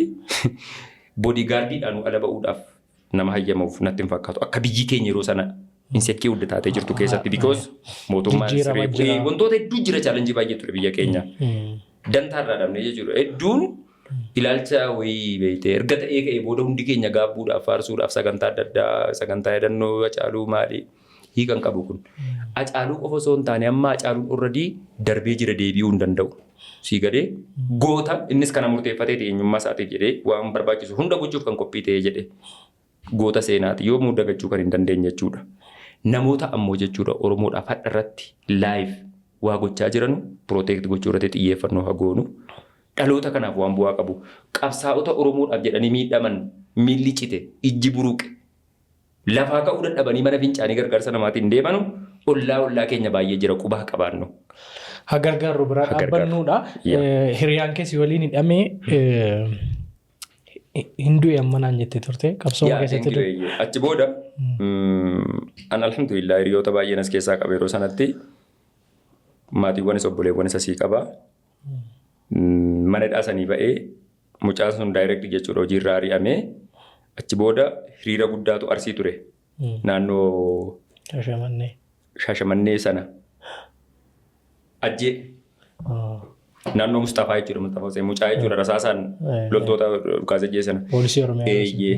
Hiriira sana keessa ture mucaan sun hojiirraa ari'amee almost osoo takkan turin baatii 4 erga ga'een boodatti mucaan hiriyyaan obboleessa isaa jechuudha beektee Finfinnee isa bira dhufee naannoo dhuma tokko kireeffannee galla mucaa sanaa wajjiniin suuraa isaanitti erge beektee hiriyyaan kee du'ee bar jedhe du'ee bar hiriya irratti jechuudha. Hedduu natti dhaga'ame baay'ee tokko na gaddisiise wanta ammoo akka hin gaddine si gochiisu keessa inni tokko yeroo sana keessatti waa wa'ii gaafa jechuudha ijibbaata wa'ii falmattu duuti namaas duuti keetis lubbuun keetis waa tokko wayii rifannoo isitti agarsiisu waan ta'eef si gogachiismiin kee kun qalbiin kee kun wallaahi onnee wayii sitti hora xiiqii wayii humna qabaatteetii miti nyaata sirnaatu argattee nyaachuudhaaf carraa namoota qabu malee jireenyi ulfaataadha beektee akkuma irraa kana jireenyi yeroo kamiyyuu jireenyi buddiidha jedhe tokko faarfata ulfaataadha jireenyi yeroo kamiyyuu Finfinnee kana keessatti Oromoo taatee jiraachuun sii galee so poolisii dhagaa rasaasa baadhatee kilaashinkoo meeshaalee waraana gurguddaa qabatee deemu fuuldura akka duwwaa baatee jechuudha beektee falmachuun jabina guddaadha ulfaataadha. Kutannoo barbaada. Darbe jechuun nagahee hedduu natti dhaga'ame isa qofaa miti fuuldura keenyatti ijoollee baay'ee jechuudha beektee hiriyaa keessi fuuldura hiriira wajjiniin mormaa deemaa jirtu rasaasaan dhaanii yeroo kuffisan wallaahi reeffa isaa akkas cinaatti karaatti baaftee hiriira kee mormii kee godhaatti fiidda onnee yeroo sana jiru miirri yeroo sana jiru jabinni miirri oromummaa yeroo sana jiru karaa cufi yoo jedhamee jabaara jajjabaase namni tokko namni mana bulu hin jiru. Qabsoo sana irratti jechoonni hayyootaa jechoonni gootota duraan darbanii gabrummaa hundeen buqqisna yoo ta'u dide ilmaan itti guddisna waaqoo guutuufaa jira dhiibbaa waan qabu natti fakkaata. Of course. Maaliif hundumtuu dhalootni dhufullee bilisoomu jedhee waan qabsaa'uuf? Oromummaa nuti amma iddoon keenya amma ilaalcha garaagaraatiin jechuudha beektee qabsaa'ota kaleessaa qofa osoo hin taane fakkeenyaaf keessattuu addi bilisummaa Oromoo kireerii tokko wanti hundi keenya haaluu hin dandeenye hadha kan jiru kan biraa kaleessa kan jiru kan biraa ilaalchi kaleessa ture kan biraa hadha kan biraa ta'uu danda'a waatee bari yeroo waan biruudha. Boris wantaaraan dhufuu danda'a. Wantaaraan dhufachuu danda'a. Alaabaa Oromoo kana jechuudha beektee diimaa magariisa diimaa isloogaanii of keessaa odaadhaaf urjiin qabu kana miira Oromummaa jedhamu gaafa sargitu wallaahi imimmaantu ija keessaa si bu'aa beekte dhugumatti sabboonummaa Oromummaa qabda yoo ta'e. Taarika irra jiru taarika kaleessaa hojii walitti fiduu hin dandeessu.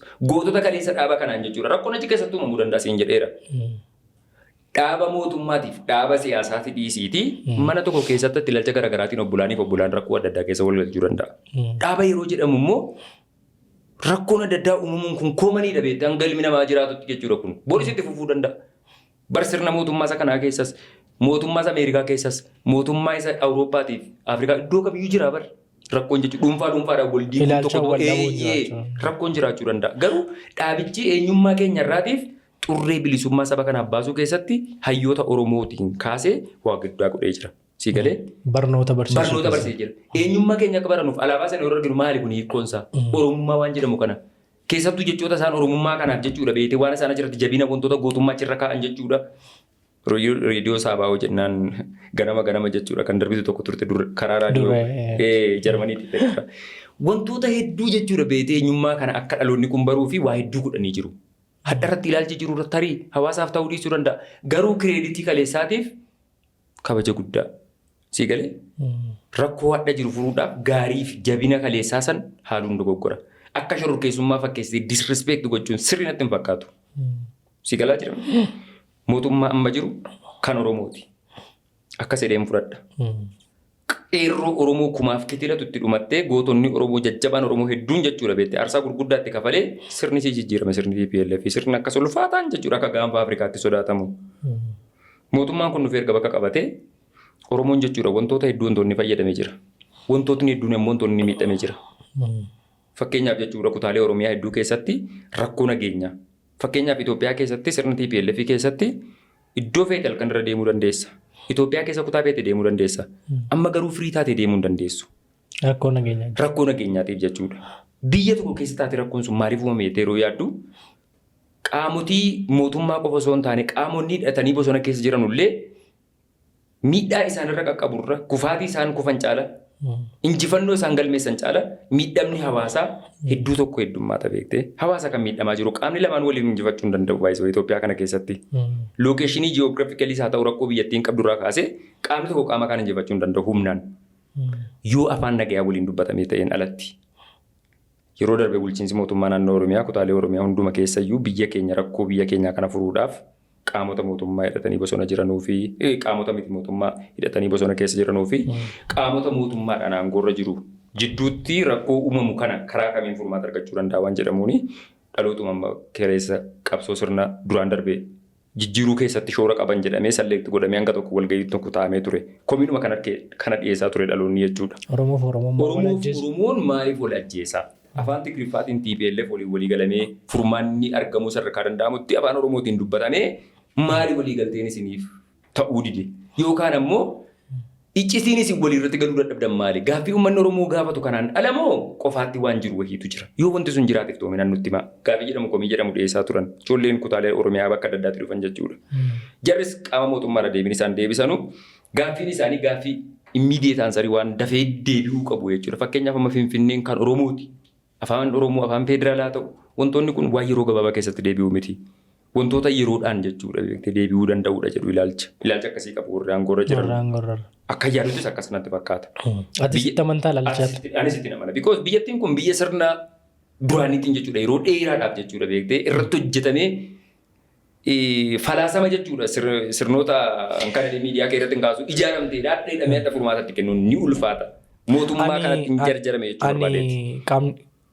Ilaalcha keeti qaamni biyya bulchuu waan barbaade gochuuf humna qaba yaada. Of course. Humna qaba. An sodaan koo tokko afaan Oromoo afaan federaalaa ta'uu irratti mootummaan gochuu danda'a burga nama ka'e. Aangoo mootummaa amma qabu federaalizim jechuun center of poweriin qaama tokkorra akka jiru agarsiisudha. Qaamni aangoorra jiru afaan Oromoo afaan federaalaa gochuuf carraa guddaa qaba, mirga guddaa qaba, aangoo guddaa qaba. Garuu sodaan koo guddaan artistoota irraati. Mee artistoota wajjin atis wal argita anis wal argaa qaamolee miidiyaa irra jiran baay'ee isaaniitii wajjin wal argina. Afaan Oromoon dubbata walitti. Har'as kaleessas. An afaan Oromoo kun afaan federaalaa yoo ta'e eenyutu itti fayyadama gaaffii jedhamu. Maaliif miidiyaa irratti kan haasa'amu artistoota baay'een beekan kan ijoolleen isaanii afaan Oromoon beekan. Gaaffii bareeduudha siin kun. Eenyutu itti fayyadamaadha gaaffiin koo. Utuma mootummaan godhe hawaasni fuuldura jiru afaan Oromoo seeraan walitti haasa'an jiru eessaan itti fayyadamnaadha. Eenyutti fayyadamuudha? Dhugaadha. Seeruma afaanii keessaa afaan tokko ni dhalata, ni guddata, ni du'a. Afaan tokko guddachuudhaaf ammoo qaamni afaan sanatti fayyadamu hawaasni afaan sanatti fayyadamu jiraatu. Keessattuu warri fuuldura jiran. Artistoota. Ustaazota, qeesota, abbootii gadaa, namoota jechuudha hooggansaan sadarkaa olaanaa irra jiran. Gama amantiinis gama hawaasummaanis. Baay'inni itti fayyadamu afaan sanaa akka jechuudha qaamni afaan sana fayyadamu baay'atuuf shoora guddaa taphata. Dhugaadha akka tuyattu. Istuudiyoo tokko deemte jette amma afaan Oromiifaa kan fayyadamu baasa. Irra guddeessi namootaa sun afaan Amaariffaatiin walii galu. Ilaalcha tokkotu ture. Sirnoota darban keessatti mootummaan kun mootummaa kaleessa dhufee olmoos waggaa 8-9 jechuudha mallee corqaadha beekte daa'ima. Of hin barree mallee sadarkamaa jiru hin taanedha. Yeroon kana isin jedhu sirricha tuffachuuf osoo hin ta'in just yeroochi gabaabaa jechuu barbaadeetti. Waan waggoota dheeraadhaaf jechuudha afaan biraa afaan Amaariffaa dubbachuun akka qaroominaa akka nama smart ta'ee akka nama beekumsa qabu akka nama waawwate akka nama magaalaa keessatti dhalate. Magaalaa keessatti dhalachuun baay'isa wayiitti qaanfatamuu qaban dhiifamanaaf godhi. Magaalaa keessatti umrii kiyya guddaa kan hin jiraate. Ijoollee magaalaa baay'eetti ilaalaan jira. Ijoolleen baadiyyaa. Ijoollee magaalaa baay'eetu ilaalaa jira. Ijoollee baadiyyaa proud of yourself. Dhugaan isiniin jedha. Baadiyyaa jechuun madda jabinaati. Madda qaroominaati. Madda kaayyooti. Madda mul'ataati. Ijoolleen si waraabaa jiran ijoollee magaalaati. Nan dogoggore dhiifama nan jijjiire yaadicha. Ijoolleen baadiyyaa jechuudha. Dhugaan siin jedha. They are very strong. Jabina qabu. They are very strong. Kaayyoo qabu. Kiiloomeetira 30-40 jechuudha daily. Ispoortii jechuudha namni akkasiin deemu atileetiksii yoo ta'e alatti. Daqiiqaa 20 kiiloomeetira 20-30 jechuudha miilaan. Lafa gaara gadee qabu jechuudha. Fixeensaa roobaan sii galee caama osoo hin jirin dabtara isaanii osoo meeshaa gaariin qabatin feessaaliidhaan maranii akka roobni hin balleessine. Mana barnootaa deddeebi'aa barachaa Ziyaartoop mana barumsaa keessaa tokkoffaa kan ba'u isaan inni magaalaa osoo rafuu kiiloomeetira 30-40 miilaan deemee guyyarraa jechuudha sii galee. Biyya kan bulchu biyya keessatti sadarkaa gurguddaa kan qabaatu ijoollee baadiyyaatti yeroo baay'ee magaalaa keessa jiraachuu danda'u namoonni darbanii garuu magaalaa keessatti hedduun isaanii kan jiraatan madda araadaa ta'anii kan miidhamanidha. Araada adda fayyadamuu aadaa biyyoota hambaa dhaalanii jechuudha. Raappii mallattoo kana waan akka kophee keeppii kana jijjiiranii huccuu ciccitaa gurgutaa raappii nama osoo hin fakkaanne maraatuu fakkaatanii jechuudha. Ati uffateen beektu uffata ciccitaa? Uffadheen beekaa kijibuu dhiifama naaf godhiti yeroo tokko abbaan biyyaa rabbii kan jannataa isaanaaf godhu guyyaa tokko yeroo tokko faashina wanni suni surree kana jalaan ciranii kirriitti baaftee jechuudha beektee liilmeedhaan yookaan marfeedhaan jechuudha. Jala sana xiqqeessitee shuraatti gootee faashina yeroo dargaggummaa kana waan akkasii yaalle sana booda uffata irra keessaan citaa bahee jedhe huccuu bitadhudhanii maazarii kiyyaa abbaan kiyya waa hedduullee abbaan akkuma godhutti ta'ee ilmoo dhiiraa kana haati kun xiqqoo waa wayiitti godhin kunuunfatti beektee an dhiira keessaa sitti muraati mana keenyaa baay'ee tokko haati kiyya nafaana cinqamte yeroo baay'ee dhaqii bitadhuttee qarshii 40 naaf kennite. Qarshii 10 qaba surreen sun qarshii 50 jiinsii jechuudha. Deemee huccuu kana yeroo bitadhu asirraa citaa qaba. Uffata akkasii uffadheen beeku manatti. Faazariin kiyya salaatuudhaaf balbala fuulduratti taa'anii waduu godhataa jiru. Akkas jedhanii ilaalanii yeroo jedhan surreen kun citaadha. An bakka uffata haaraan bitadhee jarris naaf gammadanidha. Deemsa kiyyaa babbareechee nan kooruu wayiin kajeelaa jira beekta akka jechaa. Karallee. Maal kun faayidaan? Uffata haaraadhaan jedhee. Birriin sitti kennee uffata citaa? Deebii jedhan asumaan deebii jedhan. Fuuni fayyadamne isaa bitte. Asii ba'ee dudduubaan naanna'ee maazariitiin agarsiise fiidbaakii isii ilaaluudha. Yoo isin komantii gaarii naaf kennite already isaan amansiisuu dandeessi. Haa shamarran mana keessatti roolii guddaa qabu waan ta'eef amansiisuu danda'u dhiirota. Haadha jala dhokattee amansiifachuu. Gara nama laafaatiin saree namni qaqqammatti waan jedhan saniif jechuudha. Wayitan isii bira deemu isiinis ilaaltee Allahu Akbar. Maal kun? Uffata nagaa bitadhu jennaan uffata ciccitaa bututaa dhattee bitattee maal kun rifatte isiin irratti dubbatte dubbiin sun jabaadha haalli jabaateera jedheen uffata sana sumaan baasee qarshii koon deebifadhee dhufa jedheen uffaticha dhoksee yeroo manaa barnootaan ba'a jedhee deemu uffata sana normaalii isa duraaniin uffadhee ba'a. Achi dhaqee uffaticha jijjiiree meeshaa wayii jala jechuudha. Achuma dhagaa wayii jala kaadheen uffata isaa uffadhee manaa ba'ee sana. Mana barnootaa isaan dhaqee jechuudha hiriyoota kiyya agarsiifadhee nama amma jechuun raappii taa'ee. Ammayyaa'eera isa jedhamuudhaaf jechuudha. Xiqqoo wayyaalee sana booda irraan deebi'ee dhugaa dubbachuuf yoo ta'e. So chaalenjii waa hedduu keessa yeroo ijoollummaa wayisitti fakkaachuu danda'a. Ijoollee magaalaa waan jennuuf ijoollee baadiyyaa waan jennuuf dubbii kana kaafee jennati yaadata san jettee fi magaalaa jechuun magaalaa tuffachuuf osoo hin taane magaalli bakka qaroominaati namoonni baay'inaan jechuudha bakka adda addaatti walitti dhufanii namoonni saba adda addaa ta'anii jedhan ilaalcha adda addaa amantaa garaagaraa qabanu bakka tokkotti baay'ee qaba beektee waa wayii dafanii smaart ta'uudhaaf hin fayyadataa bakkichi garuu odeeffannoo dafee qaqqaba. Gaafa gariyootti hin fayyadamtu ta'ee jedhee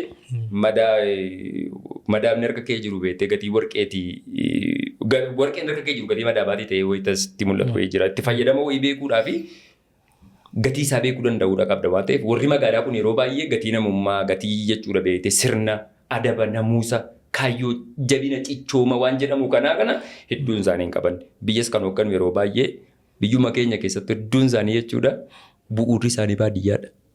Addunyaa hedduu keessatti jechuudha. Jireenya gadadoo rakkoo wayii keessaa namoota kaanidha beektee kaayyoo gurguddaa irratti kan isaan mul'atanu. Mata dureen kun mata duree namoonni hedduun irratti wal falmanidha. Qaamonni ijoolleen magaalaa carraa barnootaa qabu garuu hanga carraa barnootaa qabanitti biyyattiif bu'aan buusa warri jedhan jiru lakkii warra baadiyyaatu irra buusa.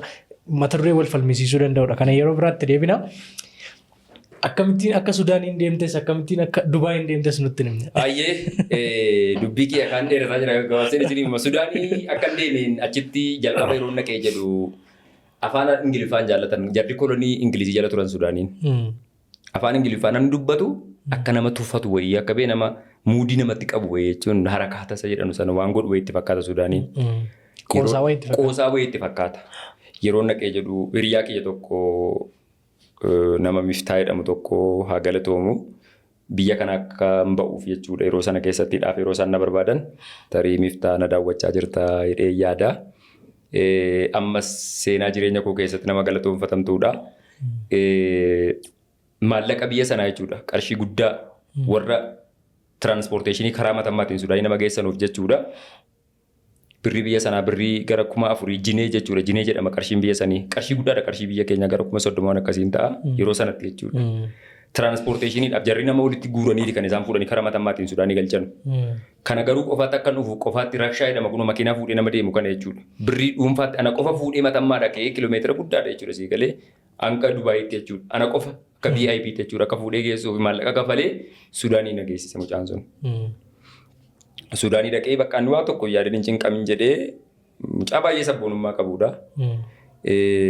Mana isaana kaa'ee hiriyaa kee tokko samma kan dhiyeenya tokko Dubaayii irraa galee du'e tokko jira saboo jenna rabbi kan jannataa isaa godhu ijoolleen sun baay'ee tokko jechuudha na kunuunsaa turanii achitti jechuudha Suudaanii sanatti akka lafa baruuf maal ta'uuf jechuudha boodarra jarumatu jechuudha beekte anumatu ofii kiyyaaf jechuudha hojjechuun qaba callisee yeroo hundaa wooma isaan na kunuunsaniin taa'uun qabu waan akkasii kan jedhuun hojiin deemamnaa. Baatee hojii barbaadde. Hojii barbaaddachuun deema. Sanbooda Saayidaliyaa jedhama biyya sanatti paarmasii jechuudha. Achi keessa jechuudha akkuma qulqulleessummaatiin qacarame deemee jechuudha. Achi deemee yeroo hin jedhu afaan Ingiliffaatiin xiqqoo yayyaaleen jira walii galuu yaala. Afaan Arabiffaa sana hin beeku. Jarris afaan Ingiliffaa fi faarmaasistii dadhamanii hangas mara hin beekan. Irra guddeessa obboleewwan keenya Suudaanii jiraatan ni beektu. Hin beekan afaan Ingiliffaa afaan Arabiffaatiin baratu waa'ee dabaasu waan ta'eef jechuudha. Gaaf tokko beela'een qarshii 20 kiisiidhaa qaba jinee 20. Kanuma hiriyaan koo kun Miftaan naaf kenne jechuudha. Mana nyaataa wayii deemee juusiidhaa fi waan akka koshoroo wayii bitachuudhaaf deemee waa'ee afaanii kana hedduu tokko kan sammuu keessatti yoomuu dagachuu hin dandeenye jechuudha. Yeroon deemee jedhu juusiin sunii fi lallaafaan sun jechuudha. Juusiin sunii fi koshoroo keekiin achi keessaa bitadhe jinee 3 fo'i. Deebiinnaaf deebi'uu qabu. Olboos gara qarshii 17 shilingii waan akka 16 shilingii waan akkasiiti. Namichi qarshii 6 shilingii naaf deebise. Birrii 10 kennese yaa jira namichi.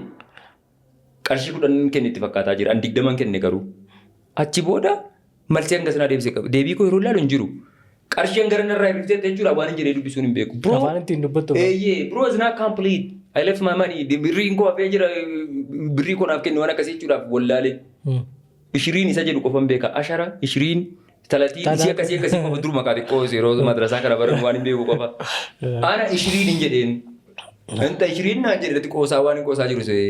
An 20 naan jedheen. Ati 20 naan jedhee qoosanna. Inta 20 naan jedha. Ayi waan jedhan itti deebisee. Hin kolfu jarri namoota wayii barandaa ta'anii nyaata nyaatu beekte. Hedduu tokko natti dhagaame baay'ee tokko. Gubadde beekte. Achi booda wallaahi shuuf jedhee ka'ee baankoonni yeroo akkana gad harkisu. Birrii 10 itti kennee jedhe. Birrii 20 itti kennee jedhe. Akkana baankoonni godhee ka'ee shuuf. Wallaahi haadha haraamiyyiin. Huwa jiiba shara. Laakiin noogul 20. Wallaahi haadha haraamiyyi. Inni hattuudha naan jedha beekte. Warri achirra jiran hunduu kolfa. Kolfa jechuudha hattuudha waan akkasii jedhanii natti kolfu. Achi ba'ee nyaata sana nyaanne mana qaqqabee dhaqee juusii sanas lafti darbadhee jechuudha. Nyaata sanas garaan na cufamee nan gubadde nan boohe baay'ee tokko natti dhagaame jechuudha beekte. Rakkattee illee Ustaaz Raayyaan jedhe rakkoon illee bakkatti rakkatu. Wallaahi. Rakkatee siidumtuu jireenya taate jechuudha beekte. Ani mana namaatu achi keessa dhiqee maal ta'ee nan jiraadha jedheen biyyaa ba'e. Achi dhaqeetu afaan koo kanaan tajaajilamuudhaaf afaanuma siidhuma xiqqoo saataatu mana barnootaatti beekurra afaan Ingiliffaatiin afaan intarnaashinaal jedhamu walii galuudhaaf fala dhabee rakkadhee akkamiin godha hedduu tokko natti dhagahame achi booda jechuudha beektee biyya kana keessa jiraachuun qabu kaayyoo jedhu murteessee hin turre alhamdulillaahi piroosasii waan tokko hiriyoonni kiyya biyya Dubaay jedhamu naa godhanii Itoophiyaa dhufee dhokadhee jechuudha beektee aneenyummaa. Akkamitti dhufte siin jechuuf hin ture islaam. Ammas karaadhuma matammaatiin deebine. Karaa matammaatiin deebinee dhufnee. Nama maqaa asirratti dha'uu hin barbaanne tokko innis na beeka. Oromoonis hedduun keessa inni beektuuni sabboonaa Oromooti. Hagalatoomu artiistii Oromooti. Waraqaa gandaa eenyummaa fudhachuudhaaf illee yeroo rakkoo keessa turetu ture ganna kiyyarraa jechuudha. Kan Finfinnee silaasii nan barbaadamaa jira waan ta'eef baafachuu hin danda'u. Bakka dhaloota kiyyaallee jijjiireen paaspoortii baafadde baay'isee. bakka dhaloota kiyyaa bakka ganda kiyyaa osoo hin taane ani eenyummaa ganda biraa jechuudha beektee. Achi artistiin sun jechuudha ganda biraati akka naa ba'amuuf namoota wal beekuun jechuudha beektee. Achi naa baasisee waraqaa gandaa jechuudha. Waraqaa dhalootaa jechuudha. Waraqaa dhalootaa jechuudha. Amma paaspoortiin kiyya bakki dhaloota kiyyaa Baakkoo'edha. Godina Shawaa Lixaa. Godina Shawaa Lixaa. Baakkoo. Warri Baakkoo warri ammoo yaa'u firooma qabna jechuudha barbaadee tasumaanu bakka lamaan jira jechuudha. Kaayyoon isaa maqaa keetiin bakka dhaloota keen bakka hojii kee waan barbaadamaa jirtuuf malee. Waan barbaadamaa jiruuf dirqama jechuudha lookeeshinii jijjiiree. Waraqaa gandaa naannoo irraa isin kennuudhaaf na barbaadu waan ta'eef falan qabu lookeeshinii jijjiirachuun dirqama ture. Akkasitti jechuudha beektee. Oromoon Oromummaadhaaf chaalenjiin nu keessa jirru waan ta'eef hankutaa kamidha. Harargees yoo ta'e, Baalees yoo ta'e, Arsii Shawaas, Booranas yoo ta'e, an Oromoodha biyya kooti. Gara Dubaayitti deemuutti deemaa jirra. Waa'ee gandaan wal qabatee ganda hundumaa fira Baakkootis jettee ta'a waa'ee Shawaatiin wal qabsiistee akka Shawaattis loqonni bareedina yaadaan akka amma keessumaa Harargeen gaafa dubbatu natti todhaan. Ati immoo akka godinaalee Oromiyaa iddoo garaagaraatti akkeessitee dubbatta. Akkeessuu duwwaa sun taane taateetu yeroo kan itti dubbattu akkamitti shaakala kana eegalte gara Dubaayitti sin dhufna achuma. Annugaa dubbachuudhaaf loqoda Oromoo qofa osoo hin taane afaan Amaariffaatu jechuudha beektee Arabiifuma iyyuu xiqqoo isheen beeku fakkeessee waa'ee aksantii garaagaraatiin jechuudha. Arabiifumti kun amma lookeeshinii aksantii garaagaraa qaba waan ta'eedhaaf waa'ee fakkeessuudhaaf itti deemuudhaaf xiqqoo silas siin jedheen jira miidiyaa keessa waan turee jedhee miidiyaa mana barumsaatti waan tureef dafee wayii waa qabachuudhaaf taalentii akkasii nan qabaa nan yaada waa wayii natti tola osoo akka sana godhee jedhee jechuudha. Atamma mala wayii qabda yoo ta'e jedhe amala gaarii sirraa jaalladhu wayii yoo ta'e amala sana fakkeessee koppii godhee deemuudhaaf piraaktiisiin godha. Waa wayii yaal ta'e nan immoo tulfaatu hin jiru. Ijoollee Oromoo kutaa adda addaa wajjin carraa jiraachuu baay'ee argadheera. Amma gara Arsii kanas yoo deemtee jettee. Mee akka Arsii taasifnu qaba? Lafeetiyya wallaahi har'a tana kun akkanatti ennee kaameeraa afoo ta'inne akkasii abboo sagalee nu waraabaa jiranii fuulallee akkasii nu waraabaa jiranii mucaan illee nama kennaa karaa haga beekutti amala isaa irraallee wama baay'ee jaaladha. Nama sabboonallee wallaahi nama sabboonallee nama saba isaati akkasitti xaaru gurbaa rabbi isaa bilkeessu boohaa aayiboo arraan tana qamaatee fayyada gutteeti akkasii firraa na fayyisee ija fayyadura akkasii aboon irraa deemsiise kaafirraa hin deemeetiin boo suuraa fayyii godhaa. Haayiboo warra Harargee hedduun jaaladha. Oromoo kutaa kamiitu. Afaan Amaaraanis akka wallootti hin dubbatame afaan Amaaraanis akka wallootti. Aragany. Antayyoo Amaaraa መቼም እንግዲህ ተኦሮሞ ጋር አንድ ላይ ተባብሮ ተፋቅሮ እንዲሁ ተዋዶ ነው የሚኖረውና መቼም አሁን ጊዜቱ ከፍታ ነው እንጂ መቼም እንደ ድሮ በነበረ ጊዜ ወጭ ብለን እንዲሁ አብረን እንዲሁ በሐዘኑም ጊዜ በደስታውም ጊዜ አንድ ላይ ተባብረን ነው የምንኖረው። መቼም እንግዲህ ሀገራችንን ፈጣሪ ጥሩ ያድርግልን ነው የምንለው። መቼም እንግዲህ እንደዚህ ነው የምንለው። እንግዲህ gara Dubai deemnee Dubai wayita deemnu Dubai nu garuu gochuudhaaf jechuudha. Just like Europe country akka biyya ammayyaa'edha. Biyya ammayyaa'edha akka biyya Awuroopaati akka biyya Afrikaa biyya Arabaatii miti. Afaan kana hangas mara sin dhiiban afaan Ingiliffaa jira optional afaan Arabiffaa tokkoffaarratti jira. Afaan Urduudha. Afaan Urduu, afaan Ingiliffaa. An Dubaayin dhaqee hin beeku garuu gaafa baay'ee beeku jechuudha. Sin dhiiban hawaasa iddoo garaagaraa jiraatu. Hawaasa iddoo garaagaraati waan ta'eedhaaf zeer niwutiraal waan isin rakkisuun qabu afaan Ingiliffaa. Isheedhuman xiqqoo biyyatti shaantaatti fudhadhee bahee immoo achitti konkolaataan naa fidanii galatoomaa hiriin harkaa fudhee afaan sanaan tajaajilamaa ture. Arabiffas barteechi. Eeyyeen Arabiffa hedduu hin beeku dhugaa dubbachuuf xiqqoo malee carraan Arabaa kun arguu kiyya baay'ee xiqqoo ture. Akkuma deemee jedheen jechuudha. Waan akka biiroo keessa hojjechuudhaaf oguman ittiin baradhee ba'een biyya kanatti jechuudha. CV barreessiseen maxxansee bakka adda addaatti deemee jechuudha. Bakka CV'n taa'u jechuudha. Eejantoota adda addaa bira. Eenyummaan kiyya Itoophiyaa yeroo jedhu Itoophiyaa kana nama barate iyyuu si'an dhiifamanaaf godhaate. Biyya keenyaaf tarii ilaalchi isaan qaban gad bu'aadha. CV keenyattis naman dookimantii keenyas feekii wayisee hubeete. Osoo keenya meeqa taa'u keenya dhiisanii kan biraa kan adda keessii fi galcheef bilbilanii waamu. Indiyaa kana fa'i Filiippiinota kana fa'i. Gara ji'a tokkoof isaa olii eege waa tokko namni abbaa kana naan jedhu hin jiru. Harrematu warra keenyaan taanee sannaaf ta'e dubbiin dhiisee jechuudha beektee dalaga biraa sarchi gochuun deemee oopshina diraayivingiidhaan jechuudha taaksii almost gara waggaa 4 waan akkasii taaksiin hojjechaa ture Dubaayitti.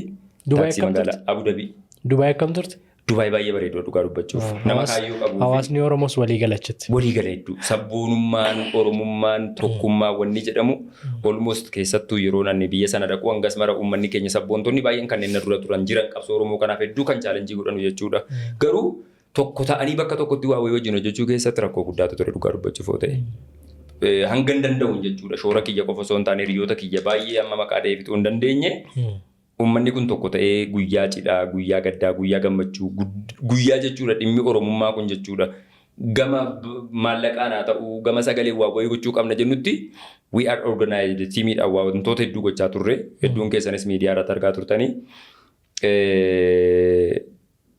Keessattuu ana ammoo jechuudha hanga hin danda'uun jechuudha karaa miidiyaatiinis haa ta'u ogummaa teeknikalii qabu kanaan. Beekamtii guddaas argachaa deemte akka gama sooshaal miidiyaatiin. Beekameera? Haa ta'u erga jettee uummanni keenya hedduun jechuun yeroo gaarii bakka ishee kutaattis. Odeeffannoon gama Araboota gamtoomanii ba'u baay'inaan Oromoodhaan wal qabatu miidiyaa makeerraa argama ture. Of course dhugaa dubbachuuf ootee yeroo sana obboleewwan keenya baay'een hedduun isaanii Dubaay irraa kan dhimma Oromoo kana tamsaasan baay'een hin jiran. Hedduun ijoolleen miidiyaa hawaasummaa fayyadaman namoonni dura sabboonummaa qaban hedduun isaanii jiraachuu danda'u. Garuu hangas maree jechuudha carraa biyyarraa kaasee. Tokkummaan biyya alaa jiru keessattuu hawaasa Oromoo bira jiru maal fakkaata? Biyya keessattuu ani biyya Arabaa yaa'u Suudaanis Afrikaa keessa taatullee akkuma Arabootaatti fudhatu jarrisi. Biyyoota Arabaa keessaa immoo Saawudii, Qaxaarii, Kuweetii, Oomaanii carraa deemuun arganne kan hin argadhe Dubaayidha. Dubaay keessatti Oromoonni jiranu tokkummaan, sabboonummaan, jaalalli Oromummaa, tokkummaan, gandaan amantiin naannoon osoo waliin qoonne bakka gaddaa gammachuutti wal cinaa dhaabbachuun sappoort wal gochuu, enerjeetii wal gochuu keessatti miirri isaan qabanu osoo bakka hunda jiraatee jedhee wallaahi Oromoon bakka kamittuu kabajoomee guddatee sooromee argama jedhee yaada yeroo sana keessatti jechuudha. Baay'ee tokko sitti tola, baay'ee tokko jechuudha. Hedduu jaallatu ture. Yeroo Oromoon dhukkubu, yeroo Oromoon mana ijaarratu, yeroo Oromoon konkolaataa ijoollee biyya Arabaa jira. Waa biraa dhiisii sangaan Oromoollee yoo dhukkubsatee jedhee ijoollee Oromoo biyya alaa jirtu kana yaalchisa dhugaa dubbachuuf yoo ta'e. Dhalaa yeroo tokko dhiifama naaf godhiitii tariika ashqaabaa cipiroonaan hin jennaa ijoolleen keenya. Dhalaa Oromoo biyya Arabaa jirtu dhalaa biyya Arabaa jedhanii arrabsu. Jechi sun na dhukkubsa yeroo baay'ee. Anis ofii kootiif osoo biyya Arabaa deemee nagarree tarii namootuma callisanii bakka daddaa ta'anii maqaa ture san kana wajjiniin hiriiruu hin danda'a ture. Garuu dhalaa Oromoo jedhamee jechuudha biyya Arabaa keessatti umurii isii guutuu achitti fixee maatii ofii jiraachisuudhaaf qabsoo Oromoo kana tiksuudhaaf jabaa Oromummaaf jedhee miidhame jechuudha beektee. Jireenya isaa rakkoonni keessa jiru keessaa baasuudhaaf yaalchisuudhaaf manatti ijaaruudhaaf konkolaataatti bituudhaaf wantoota hedduu gochuudha manadhaa keessaa baasisuudhaaf jechuudha. Even namoota maqaa Oromummaatiin fakkeessanii jechuudha taa'anii isaanirraa waa nyaatan irraa kaasee jireenya isaanii guutuu sabumaaf maatiidhumaaf Oromoo kanaaf dabarsu jechuudha hin dandeessa. Umuriin isaanii yeroo silaa akka Ustaaz Raayyaan nashiidaa isaa tokko keessatti jedhe yeroo silaa dhiirri bultiif isaan barbaadu keessatti umurii isaanii sana jechuudha biyya namaa keessatti qabsoo Oromoo kanaaf jireenya Oromoo kanaaf luuzii godhu sii galee. Innumtuu xixiqqaatee mana Arabaa keessa immoo yeroo jirtu keessatti hedduun isaanii yeroo maqaan isii dhaqanii biyya Arabaa dhaqanu afaan sana baruudhaaf chaalenjii baay'ee argu aadaa biyya Arabaa haaraa arguudhaaf akka dhiiraatiin miti shamarrii hin dandeeyita maatii keessatti yeroo baay'ee jiraatu waan ta'eef maatii ofii jijjiiruuf deemanii afaanicha baruudhaaf hedduu rakkatu dabalata ammoo jechuudha. Mana sana keessatti madaamonni gariin jechuudha akka namaatti osoo hin taane akka beeladaatti kan isaan laaltu jechuudha. Nyaata sirnaan hin argatan bakka ciisicha sirnaan hin argatan yeroo hirribaa sirnaan hin argatan akkuma roobootii jechuudha saafeetetti rimootiin teessee akka barbaadde gooti. Hedduu jechuudha. Tokko na yaadadha wallaahi yeroo sana wanta kana laayivii irratti yeroo tokko dubbadheera. Asii qacaramtee yeroo deemtu dallaalonni yookaan faddaalonni manni ejansiisuun maal jedhuuni Arabni waan ati ajajje waan jarri si ajajan hunda seeraan eegda guutta yoo ta'e jedhee mindaas si dabaluu waa hunda siif guutu gadi taa'uudhuman jaallatan hojiidhuma hojjedhu itti mabeettee namichi. Mucaan dhuguma jettee ganama isa eegalte osoo mana kana xaragdu osoo meeshaa kana xaragdu osoo maal gootu hunda hojjettee bittee taa'uu dhiddee dhaabbatti beektee. Jireenya isa jijjiiruuf. Eeyyee. Madaamiin kun dhuftee kuni fayyaan qabdu jettee taa'ii jettee hin beektee afaaniin intalli calluma jettee dhaabbatti taa'uu dhiddee taa'iin jedhamtee itti himamteetti afaan Arabiffaan beektu haaraya. Niitiin taa'ettee dadhabdee dugda qabdee kaatee hedduun gatteessisuudhaan mallattoodhaan yoo galeeffattee gateetti qabdee gatteessisuuf jettee mucaan gurra quba kaatee jette. Maaltu uumame? Na rukutuuf jetteeti mucaan kan gatiitti gadi qabdee gurmuu ishee kana qabdee lafa teessisuuf jechaa jirtu taa'ii boqadhachuu barbaaddeeti madaamitti. Gaariidha iyyuu madaamii isiin kun gariin hedduun isaanii miidhu ijoollee keenya. Isiin kun gariin isaanii kan namootaaf yaadan jiru taa'ii boqadhachuudhaaf dugda qabdee yeroo gateessuuf jettu mucaan immoo na rukutuuf jettee boosii iyyiti. Achi booda warra ejensiitti bilbiltee warra dallaalotaatti. Ani fayyaanaaf hidhannaan maraatu hojjettuu maraatu natti fiddee kottuun irraa fuudhii bayeetteen. Bilbilatti kennedha yeroo bilbilatti kennu maali rakkoon kee maaliif iyyita mucayyoo maaliif kurrifatta nagaa miti. Niitiitu beekte dugda qabdee na teessisuu dugda qabdee na rukutuuf jettee jennaan iyyee. Bar taa'ii boqadhu siin jedhaa jirti malee si rukutuufi miti. Achi booda mucaan kun akka taa'uufisii gaafachaa jirtu hubattee gatteessee jechuudha beekte. Wal hubachiisuudhaaf jiru. Chaalenjii baay'ee jechuudha afaan ija baruurraa kaasanii. Achitti miidhamaa tumamaa boqonnaa dhabaa sa'aatii muraasa rafaa akkas ta'a maallaqa isiin argatte maatiidhaa dabarsitu masjiida ijaarsisuudhaaf hayyoota Oromoo akka Oromummaatti akka amantaatti maatiitti obboleettiitti jireenya kana hunda jechuudha fiiksi gochuudhaaf qaawwa kana hunda cufuudhaaf jireenya ishii guutuutti dhabdee gaafa ammoo jechuudha of dandeessee socho'uuf jettu maqaan isiidhaaf kennamu kabaja kan hin qabne dulloota biyya Arabaa. Sigalee duriyyee biyya Arabaa kanneen ijoollee biyya Arabaa qofa osoo hin taane maatii tokko keessa hattuutu jira. Baalageetu jira. Kan biyya miidhu kan hawaasa miidhu jira. Sheekatu immoo keessa jira. Yookaan qeessa yookaan luba yookaan ammoo nama jaarsa biyyaa abbaa gadaa ta'u uumamuu danda'a maatii tokko keessa. Jaarsa Arabaa keessa. Biyya Arabaa keessas akkuma dachii kamuu jiru jiraachuu danda'a. Biyya Arabaa yeroo jedhamu guutuu walitti qabde dhiira keessaa fi shamara keessaafis akkuma gaariin jiru yartuun xiqqoon hattuun jiraachuu danda'a. Kana ammoo hunda walitti finnee beekte ilaalcha tokkoof murtee tokko isaaniif kennuun ilaalcha rakkootiin natti fakkaata waan ta'eef isaaniifis obboleewwan keenya biyya Arabaa jiranuu fi kireeditii haa kennuuf akkuma qeerroo biyya keessaa dhiigaaf labeessa caccabsaa godheetti isaan immoo waan danda'anuun dugda isaanii Arabaaf laatanii waan achirraa argatan dafqa isaanii kanaan qabsoo Oromoo kana gargaaruu keessatti shamarran keenya dhiironni keenya aarsaa guddaa kafaltaniittu.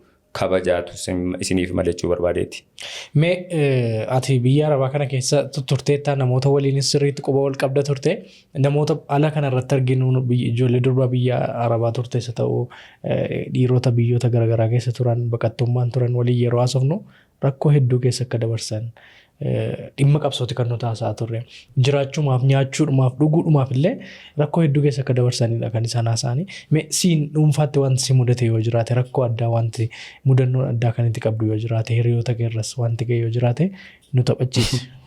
Waan sana jechuun barbaadu warra deechii bahee jira waan ta'eef biyya Arabaa yeroo jedhamu namni akka waan maallaqni kun lafaa haramu maatiin kun amma yeroo baay'ee obboleewwan keenyaaf bilis yaada. Abbootiin keenya haadhotiin keenya obboleewwan keenya biyya keessa jirtanuu obboleewwan keessan shamaras dhiiras haa taanu kanneen biyya Arabaa jiranuuf yaada. Biyya Arabaatii miti Ameerikaa keessa jiraate hadha waan nyaatee buluu kan kiisii hin qabne jiraachuu danda'a. Meebii namni sun boru jijjiiramuu danda'a. Biyya hojjetee of jijjiiruu danda'u waan ta'eef. Biyya Arabaa keessas namni waan rakkateef waan nyaatee bultu fa'i waan dhabdutti hin fakkaatu namni biyya Arabaa keessatti.